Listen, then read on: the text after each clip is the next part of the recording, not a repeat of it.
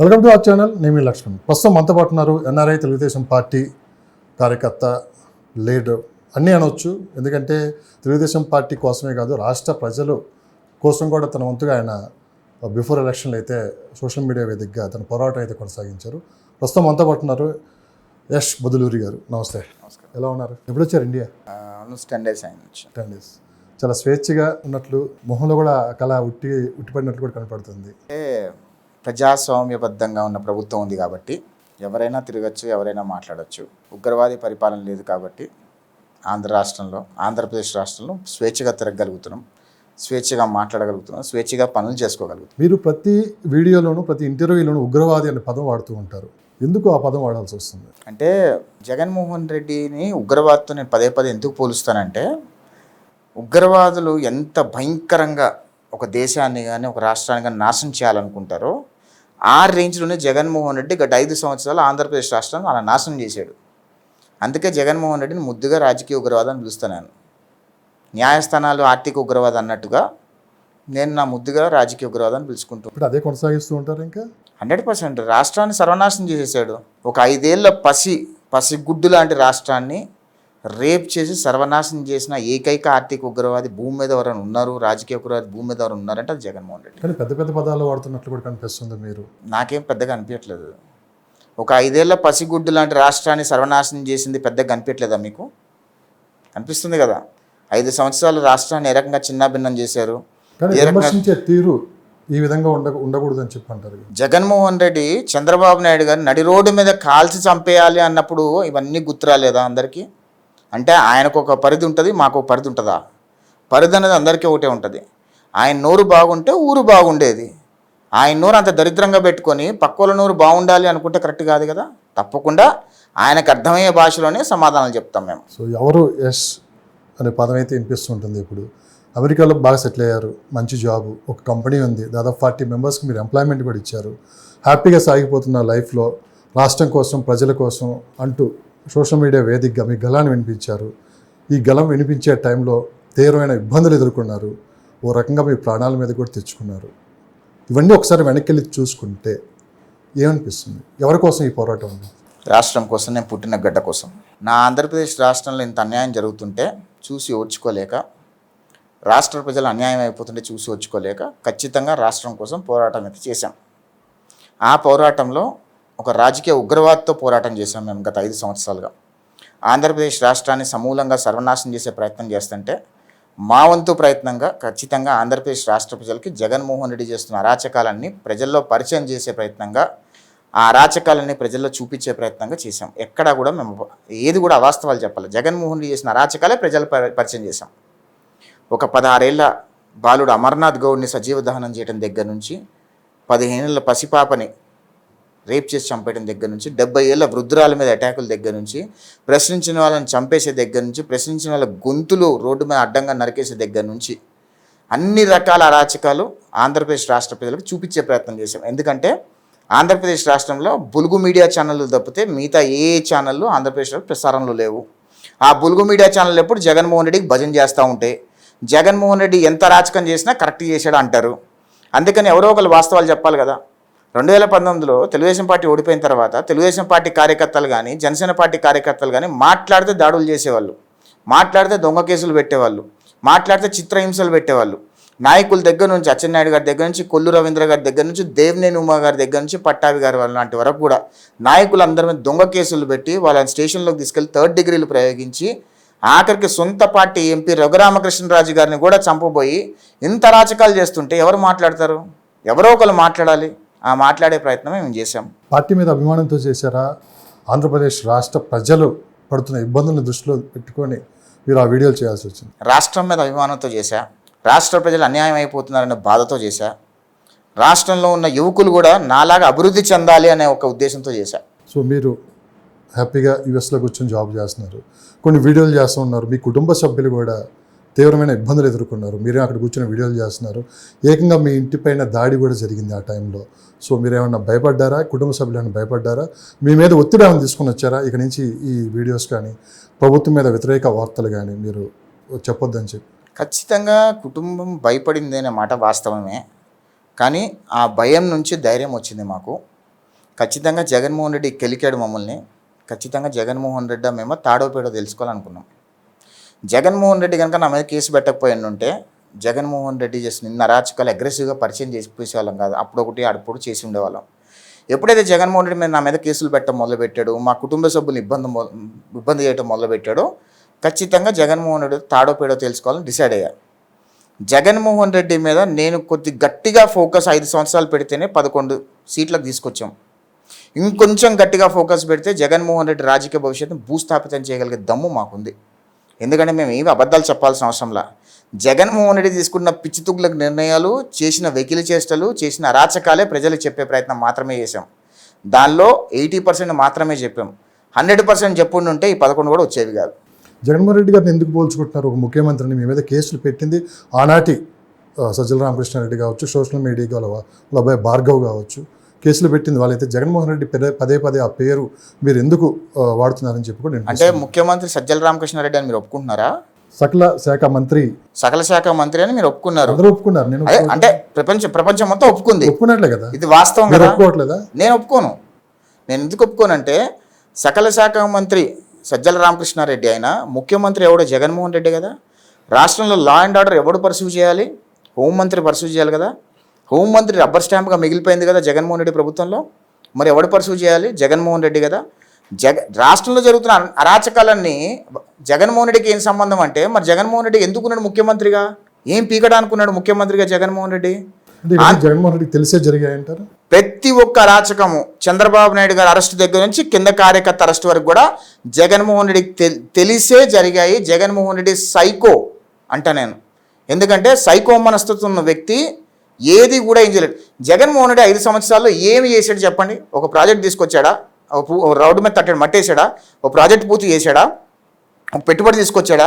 రూపాయి సంపద సృష్టించాడా? ఏం చేశాడు? జగన్మోహన్ రెడ్డికి ఏం పని ఉంది సీఎంఓ ఆఫీస్లో కూర్చొని?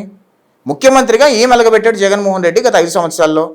జనాలను చంపటము, జనాలను ఇబ్బంది పెట్టడము, రైతులు బేడీలేయటము, ప్రశ్నించిన వాళ్ళు చంపేయటము, చిన్నపిల్లల మీద దాడులు, నిలువుగా పెట్రోల్ పోసి తగలబెట్టాలు, ఇవన్నీ చేస్తుంటే లా అండ్ ఆర్డర్ రివ్యూ చేసి ఇవన్నీ ఆపే బాధ్యత జగన్మోహన్ రెడ్డి ముఖ్యమంత్రిగా లేదా? ప్రతి ఒక్క విషయం, ప్రతి ఒక్క అంశం జగన్మోహన్ రెడ్డికి వర్తిస్తుంది. ఇప్పటికీ వైఎస్ఆర్సీపీ వల్ల నైతికంగా విజయం మాదే, ఈవీఎం ట్యాపరింగ్ జరిగిందని చెప్పి కూడా వాళ్ళు మాట్లాడుతున్నారు. సో ఇలాంటివి చూస్తున్నప్పుడు ఏమనిపిస్తుంది? జగన్మోహన్ రెడ్డి వైఎస్ఆర్ కాంగ్రెస్ పార్టీని చూస్తే చాలా నవ్వు వస్తుందో లేదా జోకర్గా మిగిలిపోయాడు జగన్మోహన్ రెడ్డి పార్టీ, జగన్మోహన్ రెడ్డి కూడా. ఎందుకంటే జగన్మోహన్ రెడ్డి పార్టీలో అందరు పెయిడ్ ఆర్టిస్టులేనండి. ఒక్కడైనా స్వతహాగా స్వచ్ఛందంగా వచ్చి పనిచేశారా? పోనీ ఎలక్షన్ టైంలో తీసుకోండి, వైఎస్ఆర్ కాంగ్రెస్ పార్టీ తరఫున ఎంతమంది ఎన్ఆర్ఐలు వచ్చి క్యాంపెయిన్ చేశారు? ఎంతమంది ఎన్ఆర్ఐలు? కనీసం 10 మంది కూడా లేదు ఎన్ఆర్ఐలు జగన్మోహన్ రెడ్డి పార్టీ తరఫున క్యాంపెయిన్ చేయడానికి. అంటే జగన్మోహన్ రెడ్డి కోటర్లు ఉండే వాళ్ళందరూ జీతాలు తీసుకొని పెయిడ్ ఆర్టిస్టులుగా పనిచేసి బురద జల్లే ప్రయత్నం చేస్తారు తప్పితే ఎక్కడా వాస్తవాలు చెప్పే ప్రయత్నం ఎప్పుడూ చేయలేదు. 2019 ఎలక్షన్స్కి ముందు కూడా జగన్మోహన్ రెడ్డి అన్ని పచ్చి అబద్ధాలు మాట్లాడి ప్రజల్ని పచ్చిగా మోసం చేసి అధికారంలోకి వచ్చాడు. ఆ మోసాలన్నీ కూడా ఆంధ్రప్రదేశ్ రాష్ట్ర ప్రజలు గ్రహించారు, గమనించారు కాబట్టే కదా ఇప్పుడు తీసుకొచ్చి 11 సీట్లు ఇచ్చి కనీసం ప్రధాన ప్రతిపక్ష హోదా కూడా ఇవ్వకుండా, నువ్వు ప్రధాన ప్రతిపక్ష హోదా కూడా పనికిరావరా బాబు, పోయి మూల కూర్చోనంటే ఆఖరికి ఇప్పుడు హైకోర్టుకి పోయి నాకు ప్రధాన ప్రతిపక్ష హోదా ఇవ్వమని అడుక్కుంటున్నాడంటే ఎలాంటి రాజకీయ నాయకుడో ఇంకా ప్రజల విజ్ఞతకే వదిలేస్తాను నేను. రాష్ట్రపతి పాలన కూడా కోరుకుంటున్నారు కదా. నేను అదే అంటున్నా, జగన్మోహన్ రెడ్డి రాజకీయ నాయకుడు కాదు. జగన్మోహన్ రెడ్డి ఒక సైకో. సో సైకోకి రాజకీయం ఎలా చేయాలో తెలియదు. వచ్చిన 2 నెలలకే రాష్ట్రపతి పాలన కోరుకుంటున్నాడంటే ఇక రాజకీయం చేయడం తెలిసి రాజకీయం చేస్తాడా, తెలియక రాజకీయం చేస్తాడా? పట్టుమని కనీసం ఒక న్యూస్ తెలుగులో పేపర్ మీద రాసిస్తే సరిగ్గా మాట్లాడలేని బతుకు జగన్మోహన్ రెడ్డిది. కరెక్ట్గా అనర్గళంగా ప్రెస్ మీట్ పెట్టి ఒక 10 నిమిషాలు మాట్లాడిన బతుకు జగన్మోహన్ రెడ్డిది. వీళ్ళు మా గురించి, మేము మాట్లాడే మాటల గురించి ట్రోలింగ్స్ చేస్తూ ఉంటారు వీళ్ళు. ఇట్లాంటి వాళ్ళు రాజకీయాల్లోకి వస్తే రాజకీయం ఎంత భ్రష్టు పట్టిపోతుంది? వాళ్ళ ముఖ్యమంత్రి, సొంత ముఖ్యమంత్రి సరిగ్గా మాట్లాడలేడు, తూతాలంటూ మాట్లాడుతూ ఉంటాడు. మేము మాట్లాడిన మాటలు తీసుకొచ్చి కట్టు పేస్టులు చేసి ఎడిట్లు చేసుకొని మా మీద ట్రోల్ చేసే ప్రయత్నం చేసి వాళ్ళ బూతులన్నీ కూడా కవర్ చేసుకోవడానికి మా ట్రోలింగ్లు తీసుకొచ్చి బయటకు చేస్తే ఇంకా వాళ్ళని ఏమనాలి? ఉన్నతమైన చదువులు చదివారు, ఒక మంచి జాబ్ ఉంది, సోషల్ మీడియా వేదికగా పార్టీ కోసం అటు ఆంధ్రప్రదేశ్ ప్రజల కోసం ఈ పోరాటం చేశారు. ఈ సందర్భంగా సోషల్ మీడియాలో విపరీతంగా ట్రోలింగ్ గురయ్యారు. మీరే కాదు, మీ కుటుంబ సభ్యులను కూడా ట్రోలింగ్లో తీసుకొని వచ్చారు. సో అలాంటివి చూసినప్పుడు వెనక తగ్గాలనిపించిందా మీకు? ఎక్కడ నేను అసలు పట్టించుకోనండి, ట్రోలింగ్స్ అన్ని పట్టించుకోను. అసలు పిచ్చలైడ్ తీసుకుంటే ఏంటి ఆ మొండి ధైర్యం? మొండి ధైర్యం ఏముంది? నేను ఏదో అదేమన్నా వాస్తవాలు అయితే మనం బాధపడాలి, అమ్మో వాస్తవాలు జనాలు తెలిసిపోతుందని. ఏవి వాస్తవాలు కాదని తెలుసు, ట్రోలింగ్లు చేస్తారని తెలుసు. వైసీపీ ట్రోలింగ్ ఎలా ఉంటుందంటే ఎగ్జాంపుల్ చెప్తా. దుబాడిగాడి దరిద్రం బయటకు వచ్చింది, దాన్ని కవర్ చేయడానికి ఇంకోటి ఏదో చేశారు. ఇంకో ఎమ్మెల్సీ అనంతబాబు దరిద్రం బయటకు వచ్చింది, దాన్ని కవర్ చేయడానికి నా ట్రోలింగ్లు బయటకు తీసుకొచ్చారు. అంటే ఒక దరిద్రాన్ని కవర్ చేయడానికి ఏదో రకంగా తిమ్మిని మొమ్మిని చేసే ప్రయత్నం చేస్తారు వీళ్ళంతా కూడా. వైసీపీ బ్యాచ్ అంతా ఎలా ఉంటుందంటే పని పాట లేని మంగళవారం అనమాట వాళ్ళదంతా కూడా. ఎక్కడా కూడా వాస్తవాలు ఎప్పుడు పొరపాటును కూడా వాళ్ళ నోట్లోంచి వాస్తవాలు రావు. జగన్మోహన్ రెడ్డి పచ్చి అబద్ధాలు ఏ రకంగా అయితే నిజాల్లా చిత్రీకరించే ప్రయత్నం చేస్తాడో అదే రకంగా వైఎస్ఆర్ కాంగ్రెస్ పార్టీలో ఉన్న పిల్ల సైకులందరూ కూడా వాన్నే ఫాలో అవుతూ ఉంటారు. కాబట్టి వాళ్ళ బతుకులు అట్లా ఏడ్చినాయి. ఈరోజు ప్రజల మధ్యలోకి వచ్చి నేను జగన్మోహన్ రెడ్డి పక్కపక్కన కూర్చుంటే అనర్గళంగా ఒక ప్రెస్ మీట్ పెడదాం. నేను అనర్గళంగా మాట్లాడుతున్నా, జగన్మోహన్ రెడ్డి అనర్గళంగా మాట్లాడతాడో చూసుకుందాం. ఓకే, జగన్మోహన్ రెడ్డి తూతాలు తెలియదు, కనీసం పేపర్ చూసుకొని చదవలేడు. అట్లాంటి వాళ్ళు మా మీద ట్రోలింగ్లు చేస్తే ఇంక మేము ఏమనాలి? ఇప్పుడు ట్రోలింగ్ గురించి ఎందుకు మాట్లాడాలంటే నిన్న మొన్న జరిగిన ఒక ఇంటర్వ్యూ కూడా ట్రోలింగ్లో తీసుకుని వచ్చారు. అంటే వాస్తవాలు అక్కడ ఏం జరిగింది అనేది ఫుల్ ఇంటర్వ్యూ చూస్తే తెలుస్తుంది, కానీ దాన్ని కూడా ట్రోలింగ్లో తీసుకుని వచ్చారు. సో అవి చూసినప్పుడు అంటే ఆ ట్రోలింగ్ ఎందుకు చేశారో చెప్తాను మీకు. ఈ ఎమ్మెల్సీ అనంతబాబు దరిద్రం బయట భయంకరంగా వైరల్ అవుతుంది. వైసీపీ ఎమ్మెల్సీ కదా ఆయన, ఆ దరిద్రం న్యూడ్ వీడియో బాగా వైరల్ అవుతుంది. వైరల్ అవుతుంటే దాన్ని ఏదో రకంగా కాంట్రవర్సీ చేయాలి, ఏదో రకంగా డైవర్ట్ చేయాలని అనుకునే విధానంలో ఆ ఛానల్ ఇంటర్వ్యూ తీసుకొచ్చి కట్ పేస్టులు చేసి నేను ఏదో అన్నట్టుగా చిత్రీకరించే ప్రయత్నం చేశారు. మేము ఎప్పుడైతే ఒరిజినల్ వీడియోస్ రిలీజ్ చేశామో బొక్క వారలో పడ్డారు. మళ్ళీ అంత దరిద్రంగా నీచంగా బిహేవ్ చేస్తారు వైసీపీ వాళ్ళు. యశ్ గారు, మీ కేసు రాష్ట్ర వ్యాప్తంగా సంచలనమైంది. ఆ కేసు అరెస్ట్ అవ్వకపోతే మీరు పెద్దగా ఎవరు తెలియపోయేవాళ్ళు. అసలు ఆ కేసుకు సంబంధించి ఏం జరిగింది? మీ అరెస్ట్ తర్వాత మిమ్మల్ని ఎక్కడెక్కడ తిప్పారు? సో కొంతమంది పెద్దలు మిమ్మల్ని కారులో తీసుకొని వెళ్తుండగానే ప్రతి 15 నిమిషాలకు ఒకసారి ఫోన్ చేసి డైరెక్షన్ ఇచ్చారన్నారు. కొన్ని వాస్తవాలు ఇప్పటికైనా బయట పెడతారు, ఏం జరిగిందని? ఏం లేదండి, నేను యాక్చువల్లీ మా తల్లిగారికి హెల్త్ బాగాలేదు, ఇమ్మీడియట్గా వద్దామనుకున్నా. 24 hours ముందు టికెట్ బుక్ చేసుకున్నా. 24 hours ముందు టికెట్ బుక్ చేసుకుంటే లుకౌట్ నోటీస్ 12 గంటల ముందు 13 గంటల ముందు లుకౌట్ నోటీస్ వచ్చింది. అంటే ఖచ్చితంగా ఎయిర్పోర్ట్లో ఎవరో వైఎస్ఆర్ కాంగ్రెస్ పార్టీ మనుషులైతే ఖచ్చితంగా తెలుగుదేశం పార్టీ కార్యకర్తల నాయకులు ఫోకస్ పెట్టి ఉంటారు. నేను ఎయిర్పోర్ట్లో దిగినప్పుడు నాకు చెప్పిన ప్రకారం ఏంటంటే, ఎయిర్పోర్ట్లో కొంతమంది మనుషులు ఉన్నారండి, ఇమీడియట్ డంప్ వస్తూ ఉంటుంది కదా, సో దానిలో ప్రకారం ఎవరు వస్తున్నారో తెలుసుకొని లుకౌట్ నోటీస్ ఇష్యూ చేసి ఉంటారు. 12 hours ముందు లుకౌట్ నోటీస్ రావటం అంటే కొద్దిగా స్ట్రేంజ్గా ఉందండి అని అన్నారు. లుకౌట్ నోటీస్ ఇష్యూ చేశారు. లుకౌట్ నోటీస్ తీసుకొచ్చి ఒక ఆంధ్రప్రదేశ్ గవర్నమెంట్ సంబంధించిన పోలీసులు వచ్చి నన్ను అదుపులోకి తీసుకున్నారు. ఆ అదుపులోకి తీసుకునే ముందు నేను ఎయిర్పోర్ట్ అథారిటీస్ చాలా క్లియర్గా చెప్పాను, నా ఒంటి మీద ఒక మరక లేదు, మీరు వెరిఫై చేసుకొని సర్టిఫై చేయండి, ఆ సర్టిఫై చేసింది ఏపీ గవర్నమెంట్ పోలీసులు చెప్పండి మీరు అన్న.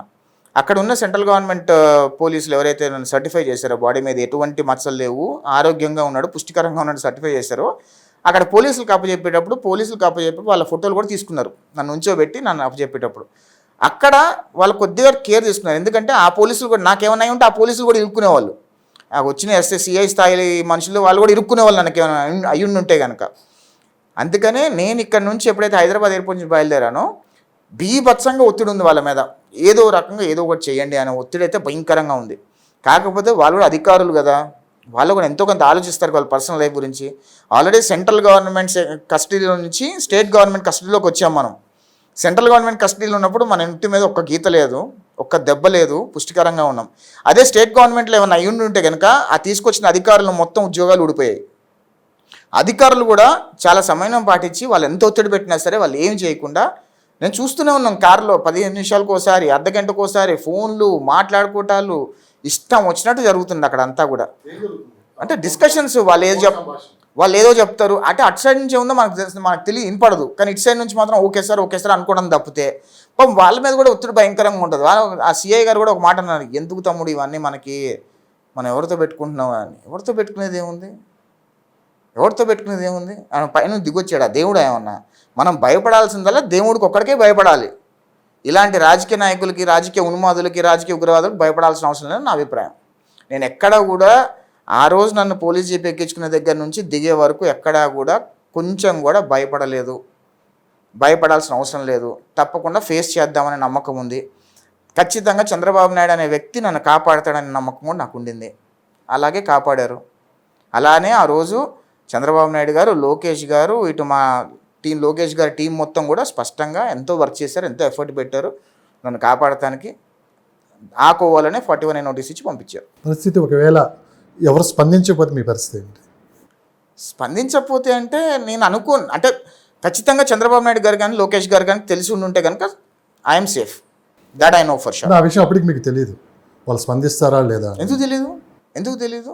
చంద్రబాబు నాయుడు గారు, లోకేష్ గారు 2019 నుంచి 2024 వరకు జగన్మోహన్ రెడ్డి ఎంతమంది కార్యకర్తల మీద కేసులు పెట్టినా అందరు కార్యకర్తల్ని కాపాడుకున్నారు, అందరు కార్యకర్తలకు లీగల్ అసిస్టెన్స్ ఇచ్చారు.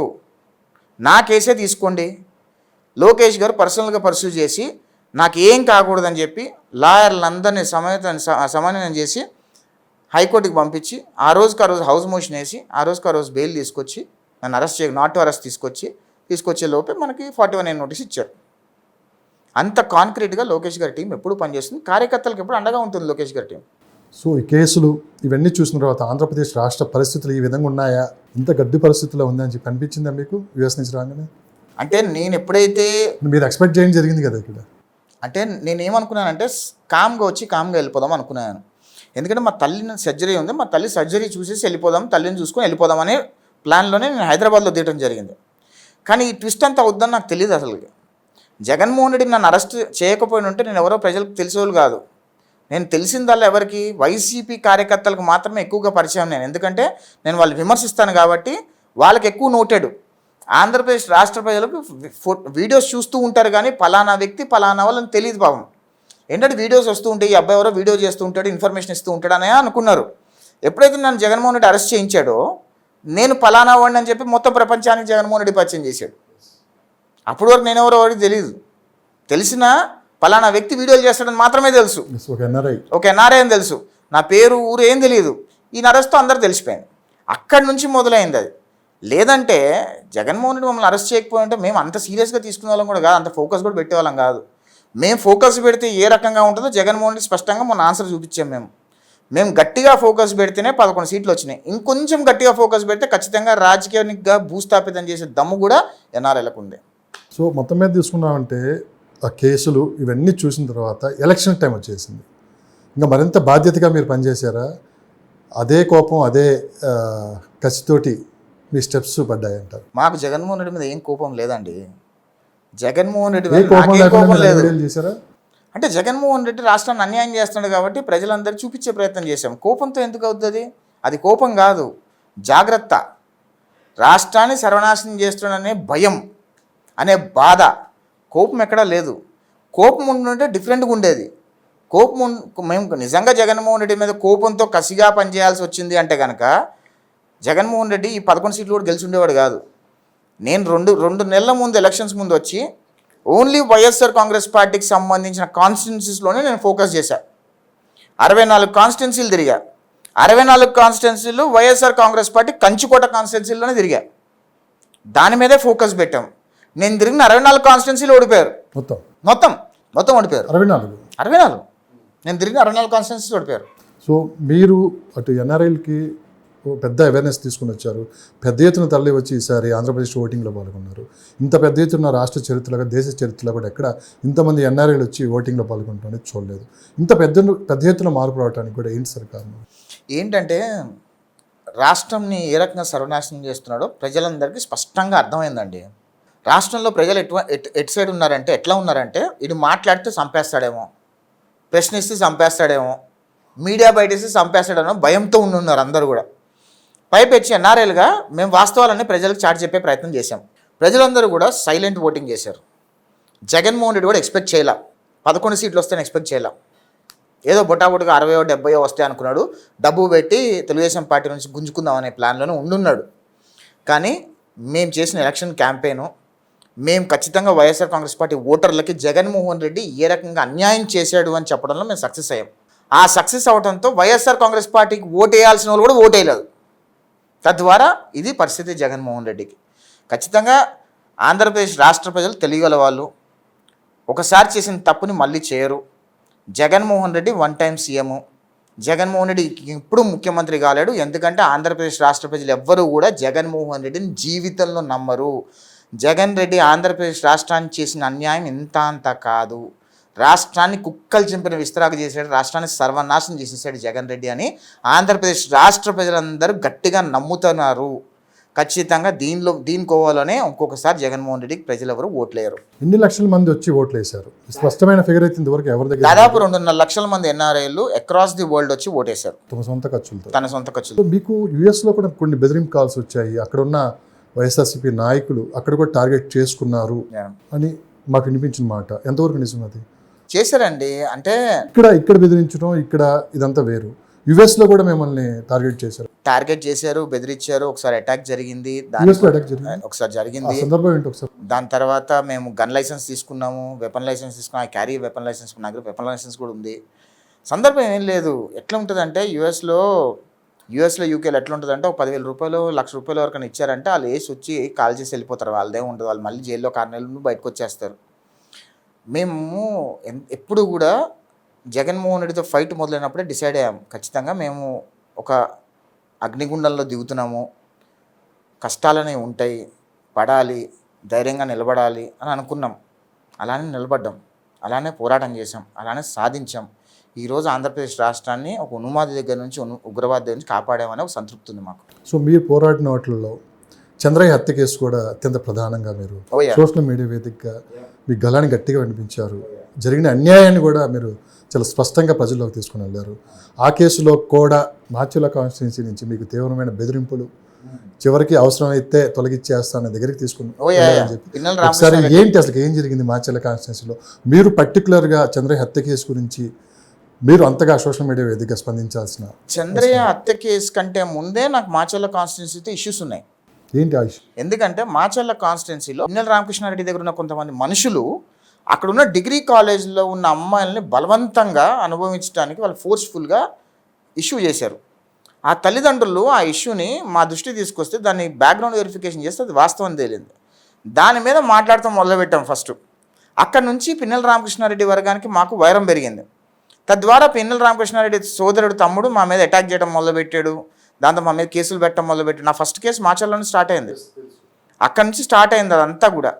దాని తర్వాత పరిణామాలు ఏంటంటే మాచర్లలో అగ్రెసివ్గా తెలుగుదేశం పార్టీలను చంపడము, తెలుగుదేశం పార్టీ మీద కేసులు పెట్టడము, వాళ్ళని కొట్టడము చేస్తున్నాడు. దాన్ని అగ్రెసివ్గా మేము కూడా ప్రెస్టీజ్గా తీసుకొని ఖచ్చితంగా పిన్నెల రామకృష్ణారెడ్డి అరాచకాన్ని ప్రజలకు చూపించాలనుకున్నాం.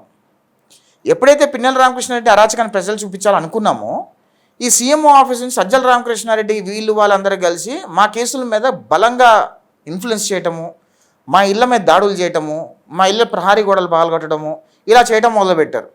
అప్పటి నుంచి మేము ఇంకా కసిగా చేయడం మొదలుపెట్టాం.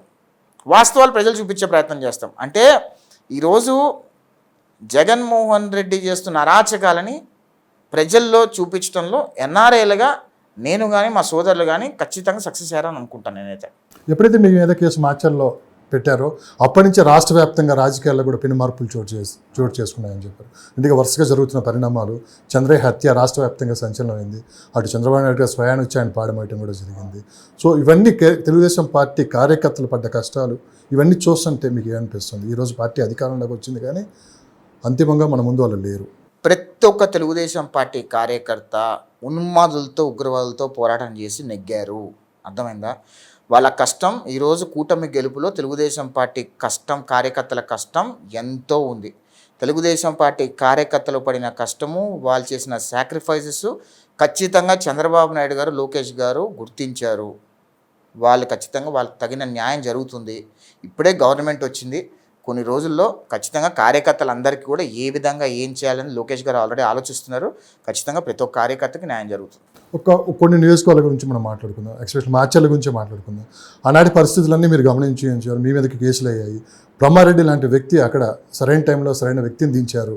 ఈరోజు పిన్నెల రామకృష్ణారెడ్డి మీద 30,000 మెజారిటీతో గెలిచాడంటే అలాంటి స్ట్రాంగెస్ట్ క్యాండిడేట్ ఉండబట్టే అంత గెలుపు అంత ఈజీ అయిపోయిందని చెప్పి అంటున్నారు. అక్కడ ఉన్న పరిస్థితులను బట్టి బ్రహ్మారెడ్డి చేసిన పోరాటం ఇవన్నీ చూస్తుంటే మీకు ఏమనిపించింది? బ్రహ్మానందరెడ్డి గారిని చూస్తే ఒక పులిని చూసినట్టు అనిపిస్తుంది నాకైతే. నిజంగా టైగర్ అనిపిస్తుంది. పల్నాడు టైగర్ అనే యాప్ట్ టైటిల్ బ్రహ్మానందరెడ్డి గారికి ఉంటుందేమో అని అనిపిస్తుంది. ఎందుకంటే బ్రహ్మానందరెడ్డి గారు ఎప్పుడైతే అక్కడ ఇన్ఛార్జ్గా నియమించడం జరిగిందో ఆ క్షణం నుంచి మాచర్లలో ఉన్న ప్రతి ఒక్క తెలుగుదేశం పార్టీ కార్యకర్తకి బ్రహ్మానందరెడ్డి గారు అండగా నిలబడ్డారు. No matter what. Brahmananda Reddy గారు కార్యకర్త మీద ఈగ వాళ్ళంటే ముందు బ్రహ్మానంద రెడ్డి గారిని టచ్ చేసి వెళ్ళాలి అనే సంకేతాలు కార్యకర్తలు బ్రహ్మానంద రెడ్డి గారు బలంగా పంపించారు.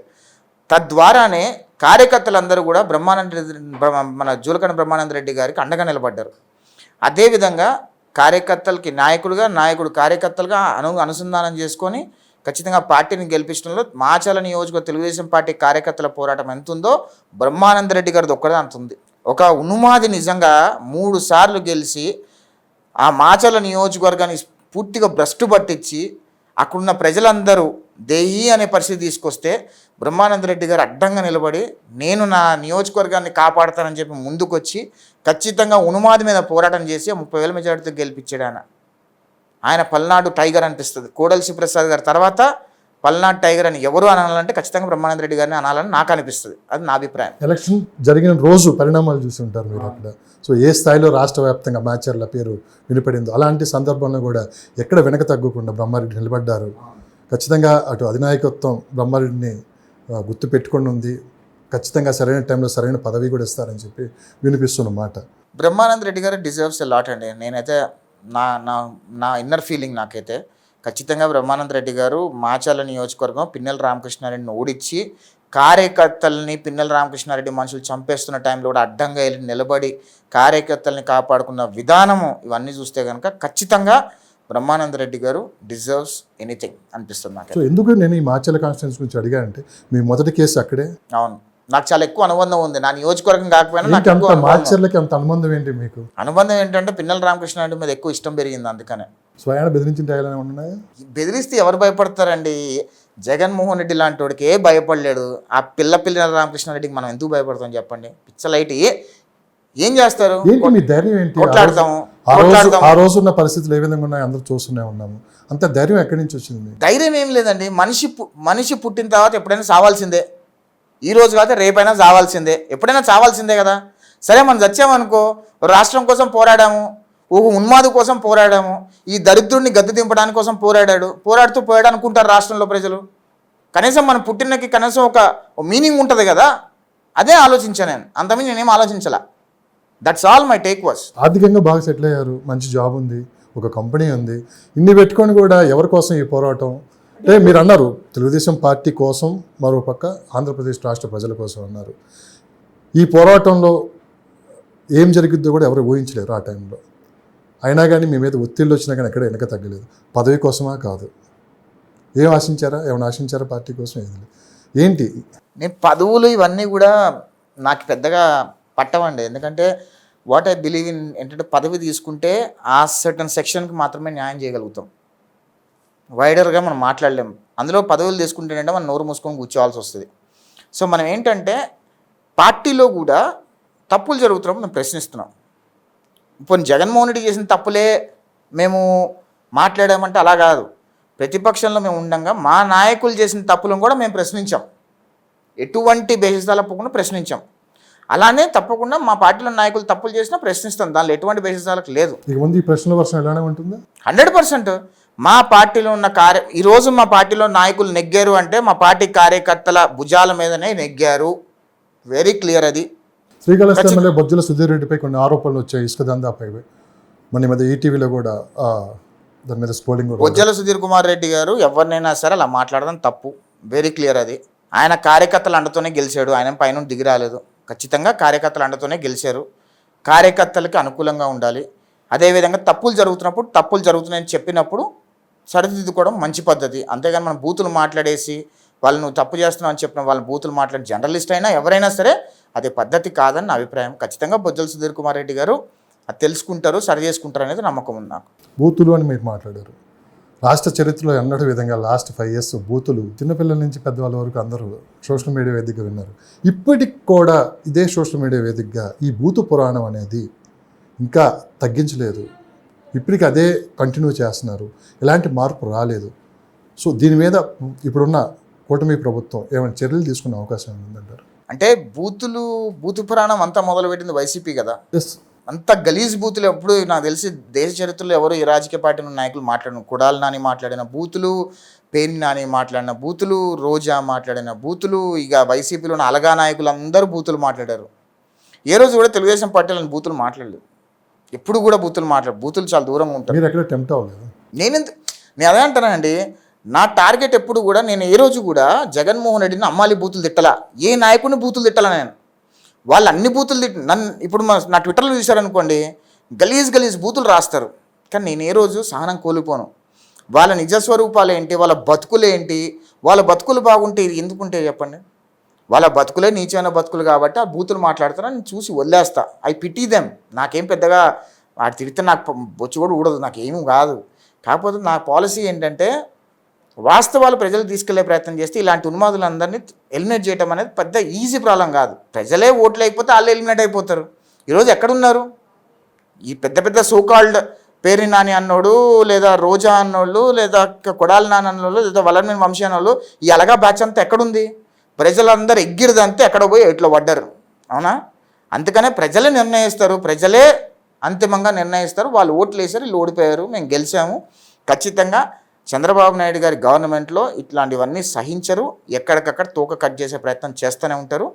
లోకేష్ గారు ఇంకా రెడ్ బుక్ తెరవలేదు. రెడ్ బుక్ తెరిస్తే ఖచ్చితంగా ఇవన్నీ కూడా సైడ్ అయిపోతాయి. దీనికంటే ముందు ఇంకొక ప్రశ్న ఉంది. తెలుగుదేశం పార్టీ దగ్గర ఎన్ని డబ్బులు తీసుకొని మీరు ఇదంతా గ్రౌండ్ వర్క్ చేశారు? నేను సవాల్ విసురుతున్నా, జగన్మోహన్ రెడ్డికి డైరెక్ట్ సవాల్ విసురుతున్నా. ఈ పిల్ల బచ్చాలకు కాదు, జగన్మోహన్ రెడ్డి దమ్ముగా సవాల్ విసురుతున్నా. నేను ₹1 తీసుకున్నట్టు తెలుగుదేశం పార్టీ దగ్గర నుంచి వచ్చింది. నేను ₹1 తెలుగుదేశం పార్టీ దగ్గర తీసుకున్నట్టు నిరూపిస్తే నేను జగన్మోహన్ రెడ్డి పార్టీ కండవ కప్పుకుంటా. ₹1 లేదంటే జగన్మోహన్ రెడ్డి నా బూట్లు నాకుతాడా అని అడుగుతున్నాను. ఎందుకంటే విమర్శలు చేయడం ఈజీ, నేను దమ్ముగా ధైర్యంగా చాలా ఛాలెంజ్ విసురుతున్నా. ఈ పిల్ల కాకులు, పిల్ల కుక్కులు, పిల్ల సైకులు, వైసీపీ పెయిడ్ ఆర్టిస్టులు ఎవరైతే ఉన్నారో, ఎవరైతే మాట్లాడుతున్నారో వాళ్ళందరూ కూడా సవాల్ విసురుతున్నా. నేను తెలుగుదేశం పార్టీ దగ్గర నుంచి ₹1 తీసుకున్నాను కానీ ₹1 తీసుకున్నాను కానీ నిరూపిస్తే నేను వైసీపీ పార్టీలు చేరిపోవడానికి సిద్ధంగా ఉన్నా. ఓకే? లేదంటే జగన్మోహన్ రెడ్డి నా బూట్లు నాకుతాడా అని అడుగుతున్నా, ఓపెన్గా అడుగుతున్నా ఈ మాట. తెలుగుదేశం పార్టీ సానుభూతులు అయితే జగన్మోహన్ రెడ్డి గారిని టార్గెట్ చేసుకొని మాట్లాడుతున్నారు అంటే ఇట్ ఈస్ వాట్ అంటే ఆయన పెంచిన కుక్కలే కదా అవన్నీ కూడా, ఆయన పెంపుడు కుక్కలే కదా అవన్నీ, ఆయన పెంపుడు కుక్కలే కదా మాట్లాడేవి అవన్నీ కూడా. మరి ఆయనకు సంబంధించింది కానీ మాట్లాడాలి కదా. నేను అదే చెప్తున్నా ఇక్కడ. అదే భాష మీరు కూడా ప్రయోగిస్తున్నారు. నేను ఎక్కడ జగన్మోహన్ రెడ్డి తిట్టినట్టు అదేదో బూత్ తిట్టి దాని మీనింగ్ ఏదో చెప్పాడు కదా, వాళ్ళ అమ్మని తిట్టామని. ఏమనకముందు పట్టాభి గారు ఏదో అంటే దాని బూత్ని ఏదో వివరించి వాళ్ళ అమ్మని తిట్టామని చెప్పాడు కదా. అలాంటి బూతులు కూడా నేను ఉచ్చరించదలుచుకోలే. వాళ్ళ లో క్లాస్ క్యాటర్ అంటే అది లో క్లాస్ మనుషులంతా. అది సిగ్గు, శరం, లజ్జ, మానవత్వం ఏ కోసాన ఉండదు. మీడియాలు చూస్తే కనీసం చిన్నపిల్లలు చూస్తారు, ఇంట్లో మహిళలు చూస్తారని ఇంకిత జ్ఞానం కూడా లేకుండా ఇష్టం వచ్చినట్టు ఇంట్లో వాళ్ళని, ఆడవాళ్ళని బూతులతో సంబోధించడం, బూతులతో తిట్టడం ఎంత నీచమైన పుట్టుకలు వాళ్ళవి అనేది స్పష్టంగా వాళ్ళ కామెంట్ల రూపంలో కానీ వాళ్ళు మాట్లాడే మాటలు కానీ స్పష్టంగా అర్థమవుతుంది. మానసికంగా కృంగదీయాలని ఆలోచన చేసిన వ్యక్తి ఎవరంటారు? మీ దృష్టికి కూడా, మీ దృష్టిలో ఆ వ్యక్తి ఎవరో మాకు తెలుసు. ఆ వ్యక్తి పేరు ఎప్పుడైనా బయటపెట్టుకుంటారు? పేర్లు బయటపెట్టడం అనేది కరెక్ట్ కాదేమో అని అనుకుంటాను. ఎందుకంటే ప్రజలకు తెలుసు, ప్రజలందరికీ తెలుసు ఎవరు దీని సూత్రకారులు, ఎవరు దీని పాత్రధారులు అనేది ప్రజలందరికీ తెలుసు. అందుకనే ప్రజలు సరైన ఆన్సర్ ఇచ్చారు. అందుకే ఇప్పుడు ఎక్కడున్నారు? ఒక ప్రశ్న సార్, మీ మీద కుటుంబ సభ్యులు కూడా తీవ్రమైన ఒత్తిడి తీసుకుని వచ్చారు. ఆ కొద్ది రాజకీయాలు, దయచేసి మీరు అక్కడే ఉండిపోండి, ఆ జాబ్ ఏదో చూసుకోండి, మమ్మల్ని బజార్కి వీడ్చోద్దు. మహిళలు ఎస్పెషల్ మీ కుటుంబ సభ్యులు మహిళలు చాలా ఇబ్బందులు ఎదుర్కొన్నారు. ఎంతవరకు నిజం సార్ ఇది? మీ మీద ఒత్తిడి ఏం లేదండి. ఒత్తిడి అంటే ఖచ్చితంగా ఈ వైసీపీ పెయిడ్ ఆర్టిస్టులు, వైసీపీ అలగా నాయకులు, అలగా కార్యకర్తలు అందరూ బూతులు మాట్లాడుతూ అనేది వాళ్ళు సహజంగా అయిపోయింది. అదే చెప్తున్నా నేను అదే చెప్తున్నా ఈ వైసీపీ పెయిడ్ ఆర్టిస్టులు, వైసీపీ సంబంధించిన అలగా కార్యకర్తల నాయకులందరూ బూతులు మాట్లాడితే సర్వసాధారణం అయిపోయింది. అది కూడా ఇంట్లో కుటుంబ సభ్యులు చూసినప్పుడు కూడా బాధపడతారు. బాధపడకుండా ఎందుకుంటారు? వాళ్ళలాగా అలగా మనుషులం కాదు కదా. మేము కొద్దో గొప్ప సొసైటీలో పేరుండే, కొద్దో గొప్ప సొసైటీలో మంచి పనులు చేస్తున్న వాళ్ళం. మేము ఎక్కడా కూడా జగన్మోహన్ రెడ్డి లాగా లక్షల కోట్ల రూపాయలు దొబ్బేలేదు కదా, దొంగతనాలు చేయలేదు కదా. మేము కష్టపడి సంపాదించిన దానిలోనే కొద్దో గొప్ప ఏదో ఉడతాభక్తి సాయం చేసే ప్రయత్నం చేస్తున్నాం మేము.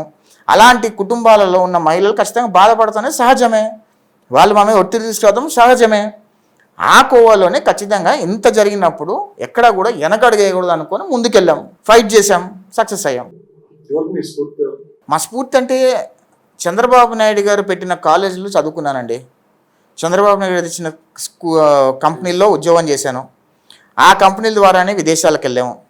నాలాగానే ఎంతోమంది చదువుకోవాలి, ఎంతోమంది బాగుపడాలనే ఒక స్ఫూర్తితో మేము ఈ ఫైట్లోకి వచ్చాము. ఎందుకంటే జగన్మోహన్ రెడ్డి ఎరాలో 2019-2024 వరకు ఎంతమంది విద్యార్థులు చదువు అయిపోయిన వాళ్ళు గంజాయిలోకి వెళ్ళిపోయారు, గంజాయికి బానిసలు అయ్యారు, ఎంతమంది ఇల్లీగల్ యాక్టివిటీస్లోకి వెళ్ళిపోయారు, ఏ రకంగా సర్వనాశనం అయిపోయారో మనం చూసాం గత 5 సంవత్సరాలు. అంటే 5 సంవత్సరాలు అంటే సంవత్సరానికి పాస్ అవుట్ ఇంజనీరింగ్ కాలేజ్ దాదాపు నాకు తెలిసి ఒక 40-50 వేల మంది ఉంటారు అనుకుంటున్నా, ఒక 1 ఇయర్ పాస్ అవుట్ అయ్యే వాళ్ళందరూ కూడా. అంటే 5 సంవత్సరాల్లో దాదాపు 3.5 లక్షల మంది విద్యార్థులు పాస్ అవుట్ అయి ఉంటారు కదా జస్ట్ ఇంజనీరింగ్ కాలేజెస్లో మాత్రమే. ఒక అంచనా. అదే డిగ్రీ కాలేజీల దగ్గర నుంచి, అదే ఎంసీఏ కాలేజీల దగ్గర నుంచి అక్కడ ఇంకో 3-4 లక్షల మంది ఉంటారు కదా. అంటే 5 సంవత్సరాల్లో దాదాపు 10 లక్షల మంది విద్యార్థుల జీవితాలు సర్వనాశనం అయిపోయినట్టే కదా. వాళ్ళందరికీ కూడా ఆ రాష్ట్రంలో ఉపాధి కల్పించుంటే, ఆ రాష్ట్రంలో పెట్టుబడులు తీసుకొచ్చుంటే వాళ్ళు కూడా అభివృద్ధి చెందేవాళ్ళు, వాళ్ళు కూడా మాలానే మంచిగా స్థిరపడేవాళ్ళు, వాళ్ళు కూడా మాలానే ఎంతోమందికి ఉపాధి కల్పించి ఉండేవాళ్ళు, రూపాయి సాయం చేసేవాళ్ళు, లేదా చదువు చెప్పేవాళ్ళు కదా, ఎంతో కొంత ఉపయోగపడేవాళ్ళు కదా. మరి వాళ్ళందరూ ఉసురు ఎవరికి తగలాలి? జగన్మోహన్ రెడ్డికి తగలాలి కదా. అదే నేను చెప్పేది. That's exactly my point. Chandrababu Naidu arrest తర్వాత జరిగిన పరిణామాలు, పవన్ కళ్యాణ్ గారు పొత్తు పెట్టుకోవడం, నిజంగా పవన్ కళ్యాణ్ గురించి మేము ఎవరు పెద్దగా అడిగినట్లు లేదు.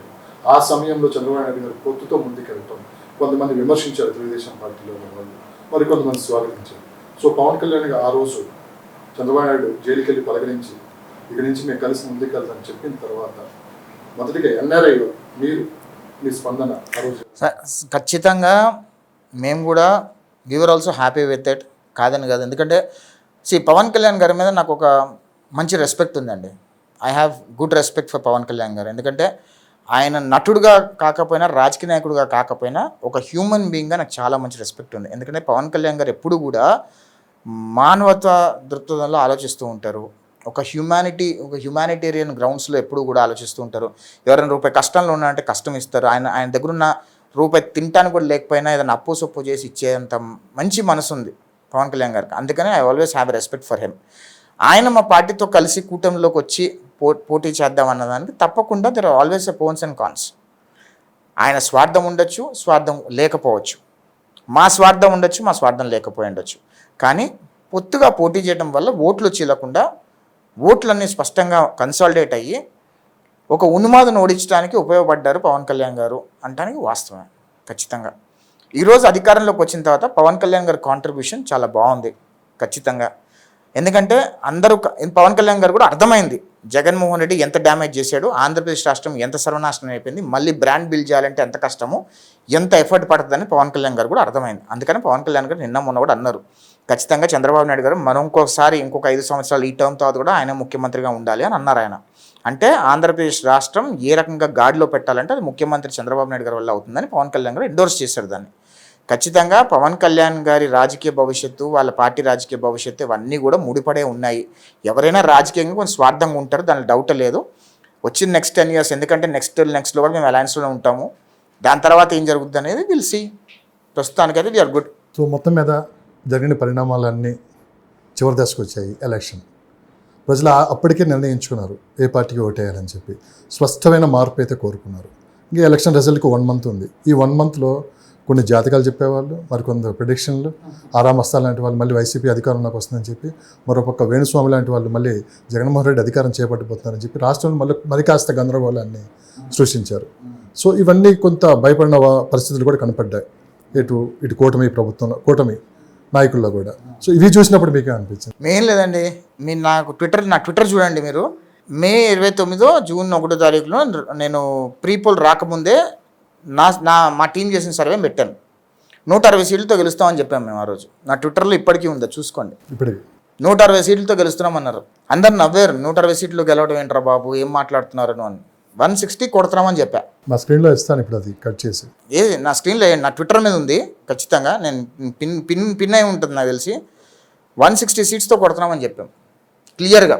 164 కొట్టాం. దాని తర్వాత మన కేకే వచ్చి 161 గెలుస్తున్నాము, 162 గెలుస్తున్నాం అన్నారు. ఆ రోజు కూడా కేకేని కూడా ఏదో అనుకున్నారు, 164 వచ్చినాయి. ఇది హ్యాపీ విత్ దట్. ఇదే సమయంలో ఆరా మస్తాన్ సర్వే అంటూ వచ్చింది. ఆరా మస్తాన్ జోకర్ అయిపోయాడండి. ఆరా మస్తాన్ వేణుస్వామి వీళ్ళందరూ జోకర్లు అయిపోయారు. అంటే బేసికలీ ఆరా మస్తాన్ కూడా తెలుసు. బేసికలీ ఆరా మస్తాన్తో మా నా నా టీంలో ఉన్న ఒక వ్యక్తి మాట్లాడి ఆ రోజు ఎంత అన్నాను ఇట్లా ఇంత చెప్తున్నా నిజమేనా అంటే, మీరేం మాట్లాడొద్దన్నా, ఎక్కువ మాట్లాడలేను, మీరు గెలుస్తున్నారు అది మాత్రం చెప్పగలుగుతా అని అన్నాడు ఆయన. సమాచారం ఆఫ్లైన్గా ఆయన అనేసాడు, ఆరా మస్తాన్ అనేసాడు, మేము ఎక్కువ మాట్లాడలేమన్నా, దాని గురించి వదిలేసేయండి, మీరు గెలుస్తున్నారు, మీరు గవర్నమెంట్ ఫామ్ చేస్తున్నారు అని అనేసాడు ఆయన. అప్పుడే కాకపోతే బయటకు వచ్చి ఏదో వాళ్ళ ఒత్తిడి వాళ్ళకు ఉంటుంది, ఒత్తిడి డబ్బు, బేసికలీ డబ్బు బాగా తీసుకున్నారు. వేణుస్వామి కూడా కమర్షియల్ అండి, ఆయన జాతకం ఆయన చెప్పుకోలేడు, వేరే వాళ్ళ జాతకం ఆయనకి చెప్తాడు కానీ పిచ్చలైట్. కానీ ఐ థింక్ మూర్తి గారు, TV5 మూర్తి గారు మొత్తం జాతకం బండారం మొత్తం బయటపెడుతున్నారుగా, ప్రజలందరికీ తెలుస్తుంది వేణుస్వామి ఎంత పెద్ద దొంగసామో, ఏ రకంగా చేశాడు, ఎంత దోచుకుంటాడు, ఇవన్నీ కూడా మూర్తి గారు ఫైట్ చేస్తున్నారు కదా. మూర్తి గారు ఖచ్చితంగా నాకు తెలిసి మూర్తి గారు అంత నిజాయితీ పరుడు నాకు తెలిసి జర్నలిజంలో చాలా తక్కువ మంది ఉంటారు అనుకుంటా. మేబీ ఒకటో ఇద్దరు ముగ్గురు నలుగురు ఉంటారు అనుకుంటా. ఆయన మచ్చలేని వ్యక్తి, అలాంటి వాడినే గెలికాడు వేణుస్వామి. ఆయన తాట తీసేస్తాడని నేనైతే అనుకుంటున్నా ఖచ్చితంగా. సో ఫలితాలు రానే వచ్చాయి. ఫలితాలు తెలుగుదేశం పార్టీ చరిత్రలోనే అన్ని ఎక్కువ సీట్లు ఎప్పుడు రాలేదు. ఎన్టీఆర్ టైం నుంచి కూడా అంత మ్యాండేట్ రాలేదు. కూటమి దాదాపు 164 సీట్లు వైసీపీ భూస్థాపితం అయిపోయింది. అసలు ఈ ఫలితాలు ముందే ఊహించారా? ఇంత ప్రజల్లో ఎంత వ్యతిరేకత ఉందని చెప్పి నాకు తెలిసి వైఎస్ఆర్సీపీ నాయకులు కానీ జగన్మోహన్ రెడ్డి గారు కూడా ఊహించుంటారు ఈ ఫలితాలు. ప్రజల్లో వ్యతిరేకత భయంకరంగా ఉంది. ఎందుకంటే ప్రజలను ఎప్పుడైతే మనం తొక్కేస్తామో, వాళ్ళ వాయిస్ని ఎప్పుడైతే తొక్కేస్తామో వాళ్ళు సైలెంట్గా ఫీల్ అవుతారు. ఎందుకంటే జగన్మోహన్ రెడ్డి చేసిన తప్పదే. ప్రశ్నిస్తే తన్నడం, ప్రశ్నిస్తే కేసు పెట్టడం, వాస్తవాలు మాట్లాడితే కేసు పెట్టడం, అణగదొక్కేయడం. భయంకరంగా గత 5 సంవత్సరాల్లో జగన్మోహన్ రెడ్డి ప్రజలను అణగదొక్కేశాడు. వాళ్ళు మాట్లాడకుండా భయభ్రాంతిలో గురి చేశాడు. ఆఖరికి పైన హెలికాప్టర్లు వెళ్తుంటే కూడా కింద ట్రాఫిక్ ఆపేసి దరిద్రుడు ఎవడన్నా ఉన్నాడా? ఎవరైనా అసెంబ్లీకి వెళ్తుంటే పరదాలు కట్టుకునేవాడు ఎవడన్నా ఉన్నాడా? బ్యారిగేట్లు వేసుకునేవాడు ఎవడన్నా ఉన్నాడా? చెట్లు కట్టేసేవాడు ఎవడన్నా ఉన్నాడా? అవి సినిమాల్లో చూసాం. ఎందుకంటే హెలికాప్టర్లు వేసేటప్పుడు కింద ట్రాఫిక్ ఆపేయడం, చెట్లు కొట్టేయటం ఏంటి అనేది కూడా ఒక పాయింట్ ఉంది. ముందు ఇది ఫినిష్ చేసిన తర్వాత, అంటే ఫలితాలు ఫినిష్ చేసిన తర్వాత ఈ క్వశ్చన్ అంటే ప్రజలు డిసైడ్ అయ్యి ఇలాంటి ఉన్మాది ప్రభుత్వాన్ని వద్దు అని అనుకున్నారు కాబట్టి ఖచ్చితంగా క్లీన్ స్వీప్ చేశారు, భూస్థాపితం చేశారు. నాకు తెలిసి జగన్మోహన్ రెడ్డి రాజకీయ భవిష్యత్తు అయిపోయిందని నేను అనుకుంటున్నానండి. ఎందుకంటే ఆంధ్రప్రదేశ్ రాష్ట్ర ప్రజలు ఇంకా జీవితంలో జగన్మోహన్ రెడ్డిని ఎప్పటికీ నమ్మరు. సో ఫలితాల రోజు ఎందుకు ఆంధ్రప్రదేశ్లో కొత్త వాతావరణం కనపడింది. ప్రతి గ్రామంలోనూ, ప్రతి ఇంట్లోనూ పండుగ చేసుకుంటారు. రావణాసుని బేసిక్గా ఎలక్షన్లు వస్తూ ఉంటాయి, పోతూ ఉంటాయి, ఫలితాలు వస్తాయి, గెలిపడం సహజం. కానీ కొత్త వాతావరణం అయితే ఈసారి కనపడింది అని చెప్పి ప్రతి ఒక్కరి నోట్లోంచి వినపడిన మాట. అటు వైసీపీ కార్యకర్తల్లో కూడా. అంటే ఆంధ్రప్రదేశ్ రాష్ట్రంలో దరిద్రం పోయింది అనే సంబరం ఒకటి చేసుకున్నారు ఆంధ్రప్రదేశ్ రాష్ట్ర ప్రజలు. నరకాసుడు పోయాడు అని ఒక సందర్భం పండుగ చేసుకున్నారు. వివిధ సందర్భాల్లో, వివిధ ప్రజల్లో, వివిధ కులాల్లో, వివిధ మతాల్లో ఆనందం ఎందుకు వచ్చింది అంటే, వాటిని అందరినీ కూడా ఆంధ్రప్రదేశ్ రాష్ట్రంలో అన్ని కులాలు, అన్ని మతాలు, అన్ని ప్రాంతాలకి ఏకైక అన్యాయం చేసిన వ్యక్తి జగన్మోహన్ రెడ్డి పార్టీ, జగన్మోహన్ రెడ్డి. అందుకే ప్రజలందరూ కూడా అంత సంబరాలు చేసుకున్నారు. అమ్మ రాష్ట్రాన్ని పట్టిన జగన్మోహన్ రెడ్డిని దరిద్రం పోయిందిరా బాబు అని చెప్పి ప్రజలు పండగ చేసుకున్నారు. ప్రజలు బాణాసంచాలు కాల్చారు, ప్రజలు స్వీట్లు పంచుకున్నారు, ప్రజలు ఎంతో ఆనందంగా ఉన్నారు. అఫ్కోర్స్ దరిద్రం పోయిందంటే స్వేచ్ఛ పీల్చుకున్నారా? ఆయన ఉన్నప్పుడు కూడా భయపడి, స్వేచ్ఛ అనకండి, జగన్ రెడ్డి ఉన్నప్పుడు కూడా మేము భయపడలేదు, మేము వచ్చాము. ఏం చేస్తాడండి పెద్ద తోప మన జగన్ రెడ్డి? ఆయన భయపడేది ఎవ్వడూ భయపడలా. కాకపోతే ఏంటంటే సామాన్య పౌరుడు ఏంటంటే పాపం చిన్న middle class families, lower class families ఏంటంటే వాళ్ళ మీద ఎక్కడ ఉక్కుపాదం ముప్పితే వాళ్ళ ఫ్యామిలీ మొత్తం కొలాప్స్ అయిపోతుంది. సో వాళ్ళు భయపడ్డారు. దొంగ కేసులు పెడితే జైల్లోకి వెళ్ళి కూర్చోవాలన్నారు. మాకేం కొత్త కాదు. మేము రాజశేఖర రెడ్డి టైం నుంచే మేము స్టూడెంట్స్ ఉన్నప్పుడే అప్పటి నుంచే మేము ఫైట్ మొదలుపెట్టాము. స్టూడెంట్ పాలిటిక్స్లో ఉండేవాళ్ళము, చేసేవాళ్ళము. ఇవన్నీ కొత్త ఏం కాదు. అవన్నీ కూడా we done what ever we can do. ఏవి కొత్త కాదు, బట్ భయపడాల్సిన అవసరం లేదని అయితే నాకు గట్టిగా ఉండేది. కూటమి అధికారంలోకి వచ్చింది, 1,00,000 సవాళ్ళు ఎదురున్నాయి. ఓ పక్క అమరావతిని మూలన పడేశారు, మరోపక్క నిరుద్యోగ సమస్య, పోలవరం ప్రాజెక్టు, అప్పులు చూస్తే 9 లక్షల కోట్ల అప్పులు ఉన్నాయి. అతి పెద్ద సవాల్తోటి ముఖ్యమంత్రి పదవి చంద్రబాబు నాయుడు గారు స్వీకరించారు. దాదాపు ఆయన పదవి స్వీకరించి 3 నెలలుగా వస్తుంది. సో ఆయన పరిపాలన, ఆయన తీసుకున్న నిర్ణయాలు, కేంద్రంతో సఖ్యత, ఇవన్నీ చూస్తుంటే ఏమనిపిస్తుంది? చంద్రబాబు నాయుడు గారు ఎప్పుడు ముఖ్యమంత్రి పదవి తీసుకున్నా ముఖ్యమంత్రి కుర్చీ ఎప్పుడు ముళ్ళ కుర్చీలోనే కూర్చున్నారు. ఆయన 94లో ఎప్పుడైతే ఉమ్మడి ఆంధ్రప్రదేశ్ రాష్ట్రం ముఖ్యమంత్రి అయ్యారో అప్పుడు కూడా ఆయన ముఖ్యమంత్రి కుర్చీ ముళ్ళ కిరీటమే.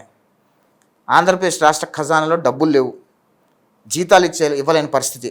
అలాంటి పరిస్థితి నుంచి 94 నుంచి 2004 వరకు 10 ఇయర్స్లో ఆంధ్రప్రదేశ్ రాష్ట్రాన్ని హైదరాబాద్ అనే నగరానికి ధీటుగా సైబరాబాద్ అనే నగరం సృష్టించి ఆంధ్రప్రదేశ్ రాష్ట్రం ప్రపంచ పటంలో పెట్టారు. మళ్ళీ 2004 తర్వాత 10 సంవత్సరాలు ప్రతిపక్షంలో ఉన్నారు. రాష్ట్రం విడిపోయింది, అప్పుల్లో ఉంది, రూపాయి ఆదాయం లేదు రాష్ట్రానికి. 2014లో చంద్రబాబు నాయుడు గారు మళ్ళీ ముళ్ళ కుర్చీ కిరీటంలో కూర్చున్నారు. 2014 నుంచి 2019 వరకు ఆంధ్రప్రదేశ్ రాష్ట్రంలో ఎంత అభివృద్ధి జరిగింది, ఎంత సంక్షేమం జరిగింది, ఎంత పెట్టుబడులు వచ్చాయని ప్రపంచాన్ని మొత్తానికి తెలుసు. మళ్ళీ 2019లో జగన్మోహన్ రెడ్డి మాటలు నమ్మి మోసపోయి జగన్మోహన్ రెడ్డిని గెలిపిస్తే ఏ రకంగా సర్వనాశనం చేసినా మనం చూసాం. 2024లో మళ్ళీ చంద్రబాబు నాయుడు గారు ముఖ్యమంత్రి కుర్చీలో కూర్చుంది కూడా ముళ్ళ కుర్చీలోనూ కూర్చున్నాడు ఆయన. అంటే ఆంధ్రప్రదేశ్ రాష్ట్రానికి ఏంటంటే ప్రజలు ఒకసారి ఆలోచించుకోవాలి. చంద్రబాబు నాయుడు గారు గెలిచినప్పుడల్లా ఆయన ఆంధ్రప్రదేశ్ రాష్ట్రాన్ని గాడిలో పెడుతున్నారు, మీరు ఓడిస్తున్నారు. మళ్ళీ వస్తాడు, మళ్ళీ గాడిలో పెడతారు, మళ్ళీ మీరు ఓడిస్తున్నారు. మళ్ళీ ఇప్పుడు వచ్చాడు, మళ్ళీ ఇంకొక 5-10 సంవత్సరాలు గాడిలో పెడతారు. మళ్ళీ వేరే వాడికైనా ఇచ్చారనుకోండి, వాడు కుక్కలు చింపిన విస్తరాకు చేస్తాడు. అందుకనే ఆంధ్రప్రదేశ్ రాష్ట్ర ప్రజలు కూడా ఈసారి నుంచి అయినా తెలివిగా నిర్ణయాలు తీసుకొని కంటిన్యూస్గా ఒక 15 సంవత్సరాలు ఒకటే పార్టీ, చంద్రబాబు నాయుడు గారి పార్టీకి, చంద్రబాబు నాయుడు గారు ముఖ్యమంత్రిగా ఉండి దేవుడి దయవల్ల ఇంకో 10 సంవత్సరాలు ఇప్పుడు ఇంకో 14 సంవత్సరాలు గట్టిగా ఉండి పరిపాలించి ఆయనే ముఖ్యమంత్రిగా ఉంటే కనుక ఖచ్చితంగా ఆంధ్రప్రదేశ్ రాష్ట్రం భారతదేశంలోనే మొట్టమొదటి 3 రాష్ట్రాల్లో ఒక రాష్ట్రంగా ఉంటుంది. అది వాస్తవం. అది ఇకపోతే చంద్రబాబు నాయుడు గారి అభివృద్ధి సంక్షేమం మనం చెప్పాల్సిన అవసరం లేదు. ఖచ్చితంగా ఆయన ఇచ్చిన హామీలన్నీ నెరవేర్చుకుంటారు. ఖచ్చితంగా అమరావతిని కంప్లీట్ చేస్తామని చెప్పారు. అట్లీస్ట్ కొలికి తీసుకొస్తామన్నారు, తీసుకొస్తారు. పోలవరం ప్రాజెక్టుకి కూడా నిధులు వస్తున్నాయి, దాన్ని తీసుకొస్తారు. కంపెనీలు వస్తున్నాయి, ప్రపంచ స్థాయి పెట్టుబడిదారులందరూ ఆంధ్రప్రదేశ్ రాష్ట్రానికి వస్తున్నారు. ఆంధ్రప్రదేశ్ రాష్ట్ర ప్రజలు నమ్మారు ప్రపంచ స్థాయి పెట్టుబడిదారులందరూ. ఎందుకంటే 2019లో జగన్మోహన్ రెడ్డికి ఓటేసిన తర్వాత ప్రపంచ స్థాయి పెట్టుబడిదారులు ఎవ్వరూ కూడా ఆంధ్రప్రదేశ్ రాష్ట్ర ప్రజలు నమ్మలేదు. ఇంకోసారి ఆంధ్రప్రదేశ్ రాష్ట్రం పెట్టుబడి పెట్టాలని అన్నారు. కానీ ఈసారి ల్యాండ్ స్లైడ్ విక్టరీ ఇవ్వటం, వన్ సైడెడ్ విక్టరీ ఇవ్వడం వల్ల ప్రపంచ స్థాయి పెట్టుబడిదారులందరిలో నమ్మకం వచ్చింది. ఖచ్చితంగా ఆంధ్రప్రదేశ్ రాష్ట్ర ప్రజలు నమ్మొచ్చు అని ఒక నమ్మకం వచ్చింది. రాష్ట్ర వ్యాప్తంగా ప్రపంచ స్థాయి పెట్టుబడిదారులు వస్తే నిరుద్యోగులకు ఉపాధి కలుగుతుంది, రాష్ట్రం బాగుపడుతుందని నమ్మకం నాకుంది. అమెరికా లాంటి ప్రాంతానికి పెట్టుబడుల కోసం చంద్రబాబు నాయుడు గారు వచ్చినప్పుడు ఆయన వర్కింగ్ స్టైల్ ఎలా ఉంటుందో అది దగ్గర నుంచి చూసిన వ్యక్తుల్లో మీరు ఒకరు.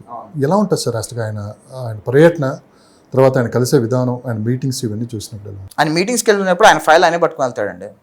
ఆయన ఫైల్ ఆయనే పట్టుకుని వెళ్తాడు. తెలుసా మీకు? అమెరికాలో CEO దగ్గరికి వెళ్ళి కలవాలి అంటే ఆయన డాక్యుమెంటేషన్ ఫైల్ ఆయనే పట్టుకొని నడుచుకుంటూ వెళ్తాడు. న్యూయార్క్లో ఒక కంపెనీ నుంచి ఒక కంపెనీ CEO కలవాలంటే బై వాకే వెళ్ళొచ్చు. ఎందుకంటే ట్రాఫిక్లో ఆయన కార్లలో వెళ్తే గంట పడుతుంది, బై వాక్ వెళ్తే 5 నిమిషాలు వెళ్ళిపోవచ్చు. అది బై వాక్, ఆయన బై వాక్లోనే వెళ్తారు. అంటే ఎంత గ్రౌండెడ్గా ఉంటారు, ఎంత రీచబుల్గా ఉంటారు అనేది మనం చూసాము. ఎన్నో విజువల్స్ కూడా బయటకు వచ్చి ఉంటే నాకు తెలిసి మేమే చాలా విజువల్స్ 2016లో ఇప్పుడు చంద్రబాబు నాయుడు గారు ఎప్పుడైతే వచ్చారో అప్పుడు మేము ఎన్నో విజువల్స్ బయటకు వదిలాం. ఆయన ఈ రకంగా ఎంత సింపుల్గా ఉంటారు, ఎంత ఈ రకంగా కలిసిపోయి ఎంత CEOలను ఎట్లా కలుస్తారో మనం చూసాము. ఖచ్చితంగా is a very great visionary leader. Chandrababu Naidu గారు పరిపాలన మీద దృష్టి పెడితే లోకేష్ బాబు గారు రెడ్ బుక్ మీద దృష్టి పెట్టారు.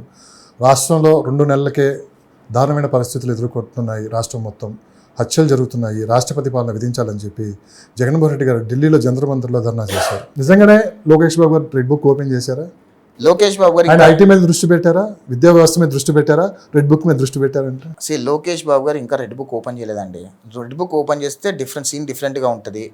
ఖచ్చితంగా లోకేష్ బాబు గారు ఒక 1% కూడా ఫోకస్ పెట్టినట్లేరు. 1% కూడా ఫోకస్ పెట్టకపోతే ఇట్లా ఉంది, అల్లకల్లోలంగా ఉంది. అంతా IAS అధికారులు భయపడుతున్నారు, IPS అధికారులు భయపడుతున్నారు, ఎవరైతే తప్పులు చేశారో వాళ్ళు భయపడుతున్నారు, వాళ్ళు ED అంటున్నారు, CIDలు అంటున్నారు, కేసులు ఇరుక్కుంటున్నారు.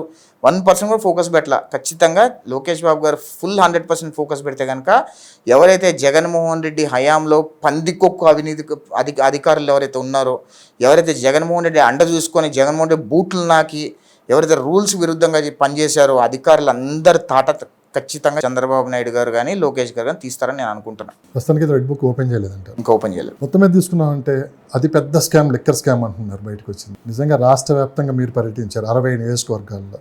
మద్యం గురించి అడిగినప్పుడు ప్రజలే ఉన్నారు సార్. ఏముందండి, మద్యం గత 5 సంవత్సరాల్లో మన భారతదేశంలో కానీ ప్రపంచంలో ఎక్కడా కూడా క్యాష్ ఫ్లో అనేది మద్యం క్యాష్ కంపెనీ దాఖలాలు ఎక్కడ వెరీ రేర్గా ఉంటాయి. ఆ మద్యం తాగిన ప్రజలు 5 సంవత్సరాలు వాళ్ళ ఆరోగ్య పరిస్థితి గురించి కానీ ఎప్పుడన్నా మీరు ఆ ప్రజల మధ్యకి వెళ్ళినప్పుడు వాళ్ళతో మాట్లాడటం జరిగింది? వాళ్ళు చెప్పిన సమాధానం ఏంటి? అంటే నేను క్యాంపెయిన్ చేసిన కొన్ని కాన్స్టిట్యున్సీస్లో లిక్కర్ ప్రభావం చాలా ఎక్కువ ఉండేది. చాలామంది చీప్ లిక్కర్ తాగి వాళ్ళ ఆరోగ్యాలు పాడైపోయి మేము అదే చెప్పేవాళ్ళం. అమ్మ నువ్వు చీప్ లిక్కర్ కొంచెం మంచి చీప్ లిక్కర్ తాగేవాడు చంద్రబాబు నాయుడు గారి హయాంలో. జగన్మోహన్ రెడ్డి హయాంలో దరిద్రమైన చీప్ లిక్కరు, అది కూడా 3 రెట్లు ఎక్కువ పెట్టి కొనుక్కొని నీ జీవితం సర్వనాశనం చేసుకున్నావు. జగన్మోహన్ రెడ్డి ఎంత భయంకరం వ్యక్తో నేను చెప్తా మీకు. ఒక చిన్న ఎగ్జాంపుల్ చెప్తా. చీప్ లిక్కర్ ద్వారా లక్షల కోట్ల రూపాయలు కొట్టేశాడు.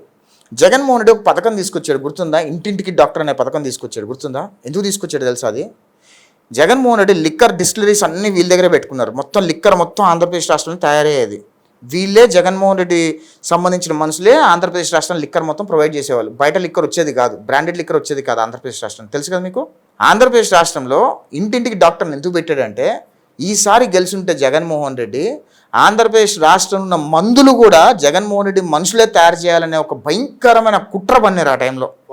ఫార్మా అంటే రాష్ట్రంలో ఎవరైతే ప్రజలకి మందులు కావాలో ఆ మందులు కూడా జగన్మోహన్ రెడ్డి మనుషులే తయారు చేయాలన్నట్టు. బ్రాండ్లు అన్నీ కూడా బయట నుంచి మందులు కూడా లోపలికి వచ్చేటట్టు లేకుండా అంత భయంకరమైన స్కామ్ వేశారంట వీళ్ళు. అందుకనే జగన్మోహన్ రెడ్డి ఇంటింటికి డాక్టర్ అని అన్నాడు. అంటే ఎంత క్రూరమైన మైండ్ సెట్ ఒకసారి ఆలోచించండి. ల్యాండ్ మీద డబ్బులు, శాండ్ మీద డబ్బులు, మైన్స్ మీద డబ్బులు, ఎర్రచందనం మీద డబ్బులు, బాక్సైటు, లాటరైటు, తోరియము, పోర్ట్లు, అసలు ఇది అది కాదు అన్ని లక్షల కోట్ల రూపాయలు దొబ్బేశాడు జగన్మోహన్ రెడ్డి. సో గతంలో భారతీ గారి గురించి మాట్లాడితే ఒక చిన్న మాట మాట్లాడినా కానీ సోషల్ మీడియాలో చెండాడేవాళ్ళు, చీల్చి చెండాడేవాళ్ళు. భారతీ గారి పాత్ర పార్టీ మీద కావచ్చు, ఆనాడు వైఎస్ఆర్సీపీ మీద పార్టీ మీద కావచ్చు, రాష్ట్ర ప్రజలపై ఏమైనా ఉందంటారా మీరు? అంటే అంటారు కదా, వైఎస్ వివేకానంద రెడ్డి గారిని చంపేసింది కూడా భారతీ గారు అని అంటారు కదా. అలా షర్మిలమ్మనే చెప్పింది కదా, భారతీ గారి హస్తం కూడా ఉంది వివేకానంద రెడ్డి గారి చంపేసిన దానిలో అని అంటారు కదా. మరి ఎంతవరకు నిజమో మనకు తెలియదు, ఉండొచ్చేమో నాకు తెలుసు. మొత్తం మీద ఈ ప్రభుత్వంలో ఆ కేసుకు సంబంధించి పురోగతి సాధించే అవకాశం ఉందంటారు? తప్పకుండా అన్నీ ఏదైతే దొంగ కేసులు పెట్టారో అన్నీ కూడా రీవోక్ చేసి ఖచ్చితంగా రీకన్సైల్ చేసి ఏ రకంగా న్యాయం చేయాలి, కార్యకర్తల మీద ఏ రకంగా దొంగ కేసులు పెట్టారో వాళ్ళ ఎవరైతే దొంగ కేసులు పెట్టిన అధికారులు ఎవరైతే వాళ్ళందరూ కూడా సరైన పనిష్మెంట్లు వస్తాయని అనుకుంటున్నాను. చంద్రబాబు నాయుడు దూకుడుగా కనపడుతున్నారు కానీ లోకేష్ బాబు ఎక్కడ కూడా బయటకు వచ్చి కనిపించట్లేదు. లోపల అంతా వర్క్ చేసుకుని వెళ్ళిపోతున్నారు. ముందుగా విద్యా వ్యవస్థ మీద గాడిని పెట్టడానికి ఆయన ప్రయత్నాలు చేస్తున్నారు. ఐటీ డెవలప్మెంట్ కోసం ఆయన ప్రయత్నాలు ఆయన చేస్తున్నారు. మరోపక్క చంద్రబాబు నాయుడు గారు అమరావతి రాజధాని కోసం, పోలవరం పూర్తి చేయడానికి పరిపాలనపైన దృష్టి పెట్టారు. కానీ ఇంకా పూర్తి స్థాయి రాజకీయాలు కార్యకర్తలకి న్యాయం చేసే విషయంలో ఒక అడుగు ముందుకేయలేదు ఇంకా. లేదు, ఖచ్చితంగా అన్నీ వర్క్ ఇప్పుడే అండి రాష్ట్రంలో ఇప్పుడు అధికారంలోకి వచ్చింది. జగన్మోహన్ రెడ్డి చేసిన దరిద్రం ఇంత అంతా కాదు. ఆ దరిద్రం మొత్తం క్లీన్ చేయాలి, రాష్ట్రాన్ని గాడిలో పెట్టాలి, ఒక పక్కన పార్టీని నడిపించాలి, ఒక పక్కన పార్టీని కార్యకర్తలు న్యాయం చేయాలి. అన్ని రకాలుగా ఉన్నాయి. అన్నీ ఒక నెల రోజులు లేట్ అవ్వచ్చేమో కానీ అందరికీ సరైన న్యాయం జరుగుతుందని నేను బలంగా నమ్ముతున్నా. ఖచ్చితంగా లోకేష్ బాబు గారు ఏ కార్యకర్తను మర్చిపోడు అనే నమ్మకం అయితే నాకుంది. రీసెంట్గా ఒక నేషనల్ ఛానల్లో చంద్రబాబు నాయుడు గారు 5th ప్లేస్ వచ్చింది బెస్ట్ సీఎంలో 2 monthsకి. ఇంకొక 2 months తర్వాత ఏ ప్లేస్కి మళ్ళీ ఆయన వచ్చే అవకాశం ఉందంటారు? 2 months 2 నెలల్లో 5th ప్లేస్కి వచ్చారు. చంద్రబాబు నాయుడు గారు ఖచ్చితంగా ఆంధ్రప్రదేశ్ రాష్ట్రాన్ని కాపాడటంలో, ఆంధ్రప్రదేశ్ రాష్ట్రాన్ని గాడిలో పెట్టడంలో, రాష్ట్రాన్ని అభివృద్ధి చేయడంలో ఖచ్చితంగా ఆయన మార్కు ముద్ర అయితే ఉంటుంది. 2024 నుంచి 2029 లోపు ఈ 5 సంవత్సరాల్లో ఆంధ్రప్రదేశ్ రాష్ట్రాన్ని ఏ రకంగా అభివృద్ధి చేయాలో చంద్రబాబు నాయుడు గారు ఏ రకంగా ప్రణాళికలు రచించారో అవన్నీ కూడా స్పష్టంగా ఆయన అమలు చేస్తారని అయితే నమ్ముతున్నా గట్టిగా. దాదాపు 4 సంవత్సరాలు మీరు పోరాటం చేశారు. ఎవరి మీద పోరాటం, ఎవరి మీద కోపం, ఎవరి మీద కక్ష?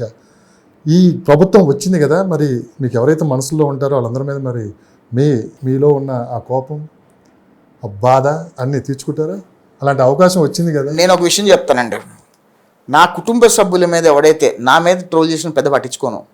నా కుటుంబ సభ్యుల మీద ఎవడెవడైతే ట్రోలింగ్ చేశాడో వాళ్ళు ఎవరిని వదిలిపెట్టను. నేను లిస్ట్ ఉంది, ఎవరిని వదిలిపెట్టను. అందరి లిస్టు ఉంది.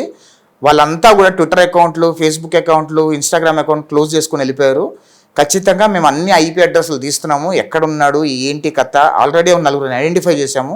ఇంకొక 2-3 ఐడెంటిఫై చేసిన తర్వాత ఖచ్చితంగా వాళ్ళందరూ కూడా వాళ్ళు పెట్టినవన్నీ కూడా లీగల్గా కేసులు పెట్టి లీగల్గా వాళ్ళకి శిక్షలు పడేలా నేను వర్కౌట్ చేస్తాను. ఎవరిని వదలను. నేను లీగల్గానే పోరాడతానండి. వాళ్ళలాగా దొంగతనంగా పోలీసులను అడ్డు పెట్టుకొని లుచ్చా రాజకీయం చేసే బ్యాచ్ కాదు మాది లీగల్గా కేసులు పెడతాము, లీగల్గా న్యాయస్థానాలు తలుపు తడతాము, న్యాయస్థానాలు చూపిస్తాము జడ్జిలకి, ఇగో ఇంత దరిద్రంగా చేసేవాడు వీడికి మళ్ళీ బెయిల్ ఇస్తారా అని నేను అడుగుతా. మా అడ్వకేట్తో సహా నేను కూడా వెళ్ళి వాడికి బెయిల్ ఇచ్చే టైంలో ఒక బెయిల్ వాదన వస్తే కనుక నేను అడుగుతా, జడ్జి గారు ఇది సంగతం, ఇలా ఆడవాళ్ళని ఈ రకంగా దూషించేవాడు, ఈ రకంగా దరిద్రమైన కామెంట్లు పెట్టేవాడు. ఇలాంటి దరిద్రుడు, ఇలాంటి ఉన్మాది రోడ్ల మీద ఉండకూడదు, సమాజంలో ఉండకూడదు, జైల్లో పెట్టండి అని చెప్పి నేను కూడా ఫైట్ చేస్తా. ఎక్కడ తప్పకుండా మా పార్టీలో ఉన్న ఆడవాళ్ళ మీద, జనసేన పార్టీలో ఉన్న ఆడవాళ్ళ మీద, నాయకుల ఇళ్ళలో ఉన్న ఆడవాళ్ళ మీద ఎవడెవడైతే బూత్ పోస్టులు పెట్టాడో, ఎవడెవడైతే అసభ్యకరంగా మాట్లాడాడో, ఎవడైతే గలీజ్ కామెంట్లు పెట్టాడో ఎవరిని వదలము. ప్రతి కార్యకర్తని మీరు ఖచ్చితంగా కలుపుకొని ముందుకెళ్తుంటారు. ఖచ్చితంగా ఎటువంటి ఇబ్బందులు పడ్డారో ఖచ్చితంగా వాళ్ళకి హెల్ప్ చేయడానికి 100%. ఎవరెవరు కార్యకర్తలు అయితే ఇబ్బంది పడ్డారో, ఎవరైతే మహిళా కార్యకర్తలు ఇబ్బంది పడ్డారో, ఎవరైతే ఇంట్లో ఉన్న నాయకుల ఇళ్లలో ఉన్న ఆడవాళ్ళు ఇబ్బంది పడ్డారో, ఎవరెవడైతే అలగాయేషాలు, ఎవరైతే పిచ్చి పిచ్చి మాటలు, పిచ్చి పిచ్చి కామెంట్లు, పిచ్చి పిచ్చి పోస్టులు ఎవరైతే పెట్టాడో వాళ్ళలో ఎవరిని వదిలే ప్రసక్తే లేదు. ఒక వారం రోజులు, నెల రోజులు, 2 నెలలు లేట్ అవుద్దేమో కానీ వాళ్ళని మాత్రం ఖచ్చితంగా లీగల్గా లాక్ చేస్తాం, దానిలో డౌటే లేదు. ఇవాళ గనక ఎగ్జాంపుల్ చెప్తున్నా, ఇవాళ ఒకడు ఏమన్నా ఆడవాళ్ళ మీద కామెంట్లు అసభ్యకరంగా పెట్టాడు, ఒక హోంమంత్రి గారి గురించి బూతులు మాట్లాడే వాడు ఉన్నాడు అనుకోండి, వాడి బ్యాక్గ్రౌండ్ మొత్తం కనుక్కుంటాం. వాడి బ్యాక్గ్రౌండ్ అంతా తీసి వాడు ఎన్ని బూతులు మాట్లాడాడు, ఏం చేశాడు, ఎంత అరాచకంగా బిహేవ్ చేశాడు అంతా కన్సల్టేట్ చేసి ఒక ప్రాపర్ కేసు పెడితే మళ్ళీ లీగల్గా లాక్కోలేక పిక్కోలేక సావలాడు. అంత లీగల్గా, అంత పర్ఫెక్ట్గా పెడతాం. ఏదో జూజూబీగా జగన్మోహన్ రెడ్డి దొంగ కేసులు పెట్టాం మేము. వాస్తవంగా అఫీషియల్గా పర్ఫెక్ట్ కేసులు పెట్టి ఖచ్చితంగా అలాంటి ఉన్మాదులను శిక్షించేవారు పోరాడతాం. ఇప్పుడున్న కూటమి మంత్రివర్గం గతంలో మంత్రివర్గాన్ని చూస్తుంటే మీకు ఏమనిపిస్తుంది? గతంలో అంటే వైఎస్ఆర్సీపీ మంత్రివర్గం, వైఎస్ఆర్సీపీ మంత్రివర్గం ఏడుంది? మంత్రులు ఎవరున్నారు చెప్పండి? అసలు హోంమంత్రి ఎవడో తెలియదు, విద్యాశాఖ మంత్రి ఎవడో తెలియదు, గుడ్డు మంత్రి అంట, ఆయన ఏం చేస్తాడో తెలియదు. ఐటీ శాఖ, ఆయన గుడ్డి ఇప్పుడు పెట్టింది ఇప్పుడు పొదగాలు అంటాడు, అలా అంటాడు ఐటీ శాఖ మంత్రి. బూతుల మంత్రి, అర్థమైందా? ఎవడు ఏ మంత్రి శాఖ కూడా ఎవరికి తెలియదు. ఇప్పుడు అడగండి ఏ మంత్రి ఎవరని చెప్పండి, శుభ్రంగా స్వేచ్ఛగా వాళ్ళ పని వాళ్ళు చేసుకుంటూ వెళ్ళిపోతారు. జగన్మోహన్ రెడ్డి క్యాబినెట్లో మొత్తం మంత్రులందరి సంతకాలు సజ్జల రామకృష్ణ రెడ్డి పెడతాడంట. మంత్రులకు ఏ పని ఉండదంట, జస్ట్ పేరుకు మంత్రులు మాత్రమే, ప్రోటోకాల్ మాత్రమే, ఏమి ఉండదంట. కానీ ఇక్కడ తెలుగుదేశం ప్రభుత్వంలో ఎవరి మంత్రి ఏ మంత్రి శాఖ ఆ మంత్రి చేసుకుంటూ వెళ్ళిపోతాడు, సంబంధం ఉండదు వాళ్ళకంతా. అలా ఉండాలి రాజకీయం. హోంమంత్రి అనిత గారికి ఈ 2 నెలల తన పరిపాలనపై మీ అభిప్రాయం? హోంమంత్రి అనిత గారు చాలా అద్భుతంగా పనిచేస్తున్నారు. ఎందుకంటే గత 5 సంవత్సరాలు ప్రతిపక్షంలో ఉన్నప్పుడు ఆమె ఎంత హ్యూమిలేట్ అయిందో మనందరం చూసాం. ఎవరైతే దొంగ కేసులు పెట్టారో, ఎవరైతే నీచంగా మాట్లాడారో వాళ్ళే ఇప్పుడు ఆమెకు సెల్యూట్ కొడుతున్నారు. ఎవరైతే దొంగ కేసులు పెట్టి స్టేషన్ ర్యాలీలో వాళ్ళే సెల్యూట్ కొట్టి లోపల తీసుకెళ్తున్నారు. కర్మ విల్ డెఫినెట్లీ ఇట్ బ్యాక్. అధికారులు ఎప్పుడు కూడా ఒక రాజకీయ పార్టీలు వస్తుంటే పోతుంటే కానీ అధికారులు ఎప్పుడు కూడా రాష్ట్రం కోసం, రాష్ట్ర ప్రజల కోసం పనిచేయాలి తప్పితే రాజకీయ నాయకులు బూట్లు ఎప్పుడు నాకకూడదనే అభిప్రాయం అలా ఉంటుంది. ఖచ్చితంగా హోంమంత్రిగా అనిత గారు ఈ 2 monthsలో 100% సక్సెస్ అయ్యారని అయితే నేను అనుకుంటున్నాను. ఎందుకంటే స్పష్టంగా లా అండ్ ఆర్డర్ ఎప్పటికప్పుడు రివ్యూ చేసుకుంటూ, ఎప్పుడప్పుడు ఎక్కడ అరాచకాలు జరగకుండా ఈ ఉన్మాదులు చేసే అరాచకాలను కూడా కళ్ళెం వేస్తూ పసిగట్టడు. ఎందుకంటే జగన్మోహన్ రెడ్డి పార్టీకి సంబంధించిన వాళ్ళు మామూలు వాళ్ళు కాదు. ఎంత ఉన్మాదం ఎంత సృష్టించాలి, ఎన్ని గొడవలు సృష్టించాలో మనకు తెలిసిందే, చేస్తారని తెలుసు. అవన్నీ కూడా ఎప్పటికప్పుడు పసిగట్టి వాళ్ళ టీంతో రివ్యూ చేసుకొని ఆమె పర్ఫెక్ట్గా స్టేట్లో లా అండ్ ఆర్డర్ మెయింటైన్ చేస్తుంది అనేది నేను భావిస్తున్నాను. రోజా గారు జగన్మోహన్ రెడ్డి రోజా గురించి మాట్లాడారు. రోజా గారు ఇప్పటికీ ఆంధ్రప్రదేశ్ రాజకీయాలు కాస్త దూరం ఉండి తమిళనాడు వైపు ఫోకస్ పెడుతున్నారని చెప్పి వినిపిస్తున్న మాట. వైసీపీలో మంత్రి చేసిన రోజానే కదా, నగరి నియోజకవర్గ రోజానే కదా, పందికొక్కులాగా అవినీతి చేసిన రోజానే కదా, మర్సిడీస్ పెంచుకున్న రోజానే కదా. ఆమె చేసిన అవినీతి ఇంత కాదు, దారుణమైన అవినీతి చేసింది. ఇప్పుడు ఆంధ్రప్రదేశ్ రాష్ట్రంలో యాక్సెప్టెన్స్ లేకపోతే పోయి తమిళనాడులో కొత్త హీరో పార్టీ పెడితే ఆ పార్టీలోకి వెళ్ళడానికి ట్రై చేస్తుంది. విజయ్ హీరో పార్టీ పెడితే ఆ పార్టీలోకి వెళ్ళడానికి ట్రై చేస్తుంది. ఖచ్చితంగా ట్విట్టర్ ద్వారా రోజా ఎంత అవినీతి చేసింది, రోజా ఎంత అరాచకం చేసింది అవన్నీ కూడా చిట్టా రాసి ట్విట్టర్లో విజయ్ గారు తెలియజేసే ప్రయత్నం చేస్తాం.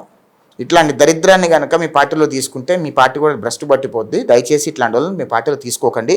ఆంధ్రప్రదేశ్ రాష్ట్రంలో ఇంత అవినీతి చేసి పందికొక్కుల్లాగా సంపాదించి తిరుపతి దేవస్థానం మీద కూడా ఇంత అవినీతి చేసి సంపాదించి ఆ డబ్బు తీసుకొచ్చి మీ పార్టీలో పెట్టాలనుకుంటుంది. పొరపాటున మీరు కనుక పార్టీలో తీసుకుంటే ఆఖరికి వెంకన్న శాపం కూడా తగులుతుందని చెప్పే ప్రయత్నం చేస్తాం. దేశంలో ఎక్కడికైనా వదిలిపెట్టేటట్టు అయితే కనిపించట్లేదు. అంటే ఇట్లాంటి వాళ్ళు రాష్ట్రానికి దేశానికి పట్టిన చీడ పురుగులు. రోజా దరిద్రం, దాని మాటని పేరు ఎత్తకూడదు, అంత వల్గర్ లేకి ఫెలో.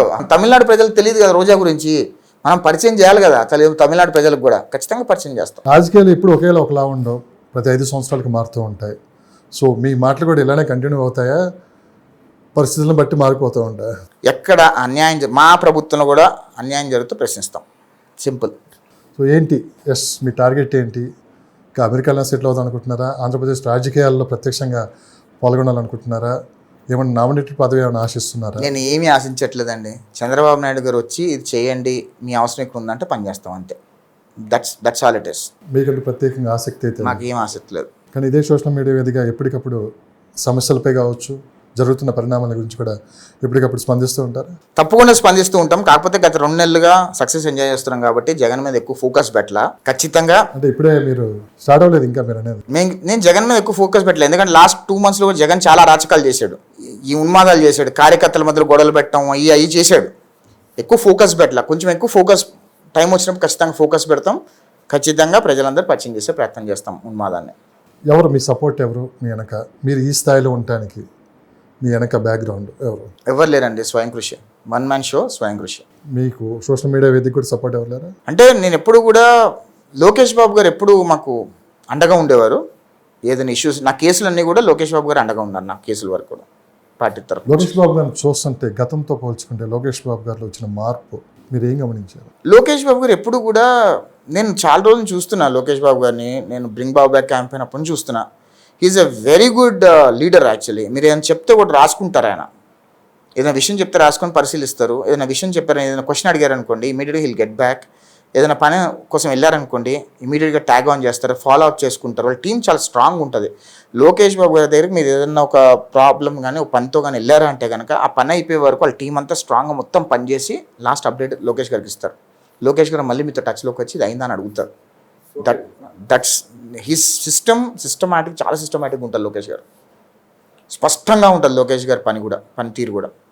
మీరు ఏది అడిగినా ఒక వ్యక్తి సమస్యతో వెళ్ళాడు అంటే కనుక ఆ సమస్యను తీసుకొని ఆ సమస్యను వాళ్ళ టీంకి ఇచ్చి ఇది అయిపోయిన తర్వాత అప్డేట్ ఇవ్వమంటారు. ఆ టీం మొత్తం ఆ సమస్య మీద పనిచేసి వాళ్ళకి న్యాయం జరిగిన తర్వాత లోకేష్ గారికి అప్డేట్ ఇస్తూ లోకేష్ గారు మళ్ళీ ఆ వ్యక్తితో మాట్లాడి ఫైనల్ కంక్లూజన్ చేస్తారు. చాలా తక్కువ మందికి తెలిసే విషయం, చాలా మందికి తెలియదు ఈ విషయం బయటికి. లోకేష్ బాబు బిజీగా ఉంటారు, పట్టించుకోరు. లేదు, చాలా మంది కొంత మాట్లాడిన సందర్భాలు కూడా మనం చూసాం. వాస్తవమైతే ఇదే పరిస్థితి లేదండి. ఆయన హీఈస్ వెరీ అప్రోచబుల్. లోకేష్ గారు ఈజ్ వెరీ అప్రోచబుల్. కార్యకర్తలు చాలా అప్రోచబుల్గా ఉంటారు ఆయన. మేము ఏదైనా ఐడియా ఇవ్వాలన్నా సలహా ఇవ్వాలన్నా అన్న ఇట్లా చేస్తే బాగుంటుంది అంటే ఇమీడియట్గా సలహా బాగుంటుంది తీసుకొని ఫర్దర్ ఫార్వర్డ్ చేస్తారు, ఇంప్లిమెంట్ చేస్తారు, మా టచ్లోకి వస్తారు. అని చెప్పినా సరే చేస్తారు. చాలా హీఈస్ వెరీ అప్రోచబుల్. గతంలో తప్పులు చేసిన మంత్రులపై కావచ్చు, ఎమ్మెల్యేలు కావచ్చు, ఎమ్మెల్సీలు కావచ్చు, ప్రభుత్వం దృష్టి పెట్టి ఆ కేసులని తిరగబడుతుంటే చివరిగా రాసలీలలు బయటకు వస్తున్నాయి. రోజుకు ఒక ఎపిసోడ్ బయటకు వస్తుంది. ఇది ఇలానే కొనసాగుతుందే, మరికొంతమంది పేర్లు కూడా బయటికి రావచ్చు అని చెప్పి కూడా వినిపిస్తున్నమాట. వైసీపీ వాళ్ళు ఏదో హీరోయిన్ల మీద కూడా ఏదో ఆపరేషన్ చేశారంట, వాళ్ళు బలవంతంగా ఏదో చేశారని చెప్పి కొత్త న్యూస్ బయటకు వచ్చింది ఇందాక 1 గంట క్రితమే. అసలు ఈ దరిద్రాలంతా కారణం వైఎస్ఆర్ కాంగ్రెస్ పార్టీ గురించి ఎంత తక్కువ బయటపెడుతుంది ఎవరు? తెలుగుదేశం పార్టీ వాళ్ళే, వైసీపీ వాళ్ళే. వాళ్ళే మీకు ఒక విషయం చెప్తా, ఎగ్జాంపుల్ చెప్తా. 2014 నుంచి 2019 వరకు పనిచేసిన కార్యకర్తల్లో 19 తర్వాత ఆ కార్యకర్తలు ఎవరిని పట్టించుకోవాలా జగన్ రెడ్డి. 19 తర్వాత అందరు కొత్త కార్యకర్తలు అందరూ వచ్చేసారు. 14-19 వరకు జగన్మోహన్ రెడ్డి పార్టీలో పనిచేసిన కార్యకర్తలు అందరూ కోపాలు రగిలిపోతూ ఉన్నారు వాళ్ళు. ఎందుకంటే దగ్గర రాని అధికారం రాగానే దగ్గర రానిలేదని. వాళ్ళకి మధ్యలో వైరం బాగా ఉంది. సో వీళ్ళు చేసిన అరాచకాలన్నీ కూడా వాళ్ళు బయటపడుతున్నారు. ఇప్పుడు వాళ్ళ పార్టీలోనే దరిద్రాలు ఉన్నాయి, వాళ్ళ పార్టీలో ఉన్న కార్యకర్తలు ఇవన్నీ కూడా బయటపడుతున్నారు. వేరే ఎవరో బయటపెట్టాల్సిన అవసరం లేదు. జగన్మోహన్ రెడ్డి ఓడిపోవడానికి జగన్మోహన్ రెడ్డి స్వయంకృత అపరాధం అనేది అంటారు కదా, అది అదేవిధంగా వాళ్ళ పార్టీ కార్యకర్తలు నాయకులే. రాష్ట్ర అభివృద్ధిలో ఎన్ఆర్ఎల్ పాత్ర ఎలా ఉండబోతుంది? 100%. అమరావతి కూడా మళ్ళీ ప్రజా రాజధానిగా నిర్మించబోతున్నారు. ఒకే రాష్ట్రం ఒకే రాజధాని అని చెప్పి 5 సంవత్సరాలు పోరాటం, రైతుల పోరాటం కూడా వృధాగా పోలేదు. సో మీ ఎన్ఆర్ఐలు పోరాటం, మీ ఎన్ఆర్ఐల పాత్ర రేపు రాజధానిలో ఎలా ఉండబోతుంది? రాజధానిలోనే కదా ఆంధ్రప్రదేశ్ రాష్ట్ర అభివృద్ధిలో ఎన్ఆర్ఐల పాత్ర స్పష్టంగా చాలా కీలకంగా ఉండబోతుంది. ఖచ్చితంగా ఎన్ఆర్ఐల వంతు సాయం ఖచ్చితంగా ఆంధ్రప్రదేశ్ రాష్ట్రానికి ఏ రకంగా చేయగలగాలో తప్పకుండా చేస్తాము. ఎందుకంటే ఎన్ఆర్ఐలు ఎప్పుడు కూడా ఏదో రకంగా తన మాతృభూమికి హెల్ప్ చేయాలి, ఏదో పెట్టుబడులు పెట్టాలి, మన మాతృభూమిలో ఉన్న పిల్లలకి ఏదైనా ఉపాధి కల్పించాలని ఎప్పుడు ఆలోచిస్తుంటారు. కాబట్టి ఖచ్చితంగా ఎన్ఆర్ఐల వంతు సాయం అయితే ఆంధ్రప్రదేశ్ రాష్ట్రానికి ఎప్పుడు ఉంటుంది. చాలామంది విదేశాలకు పిల్లలు చదువుకోవడానికి వెళ్తున్నారు, చాలా ఇబ్బందులు ఎదుర్కొంటున్నారు అక్కడ.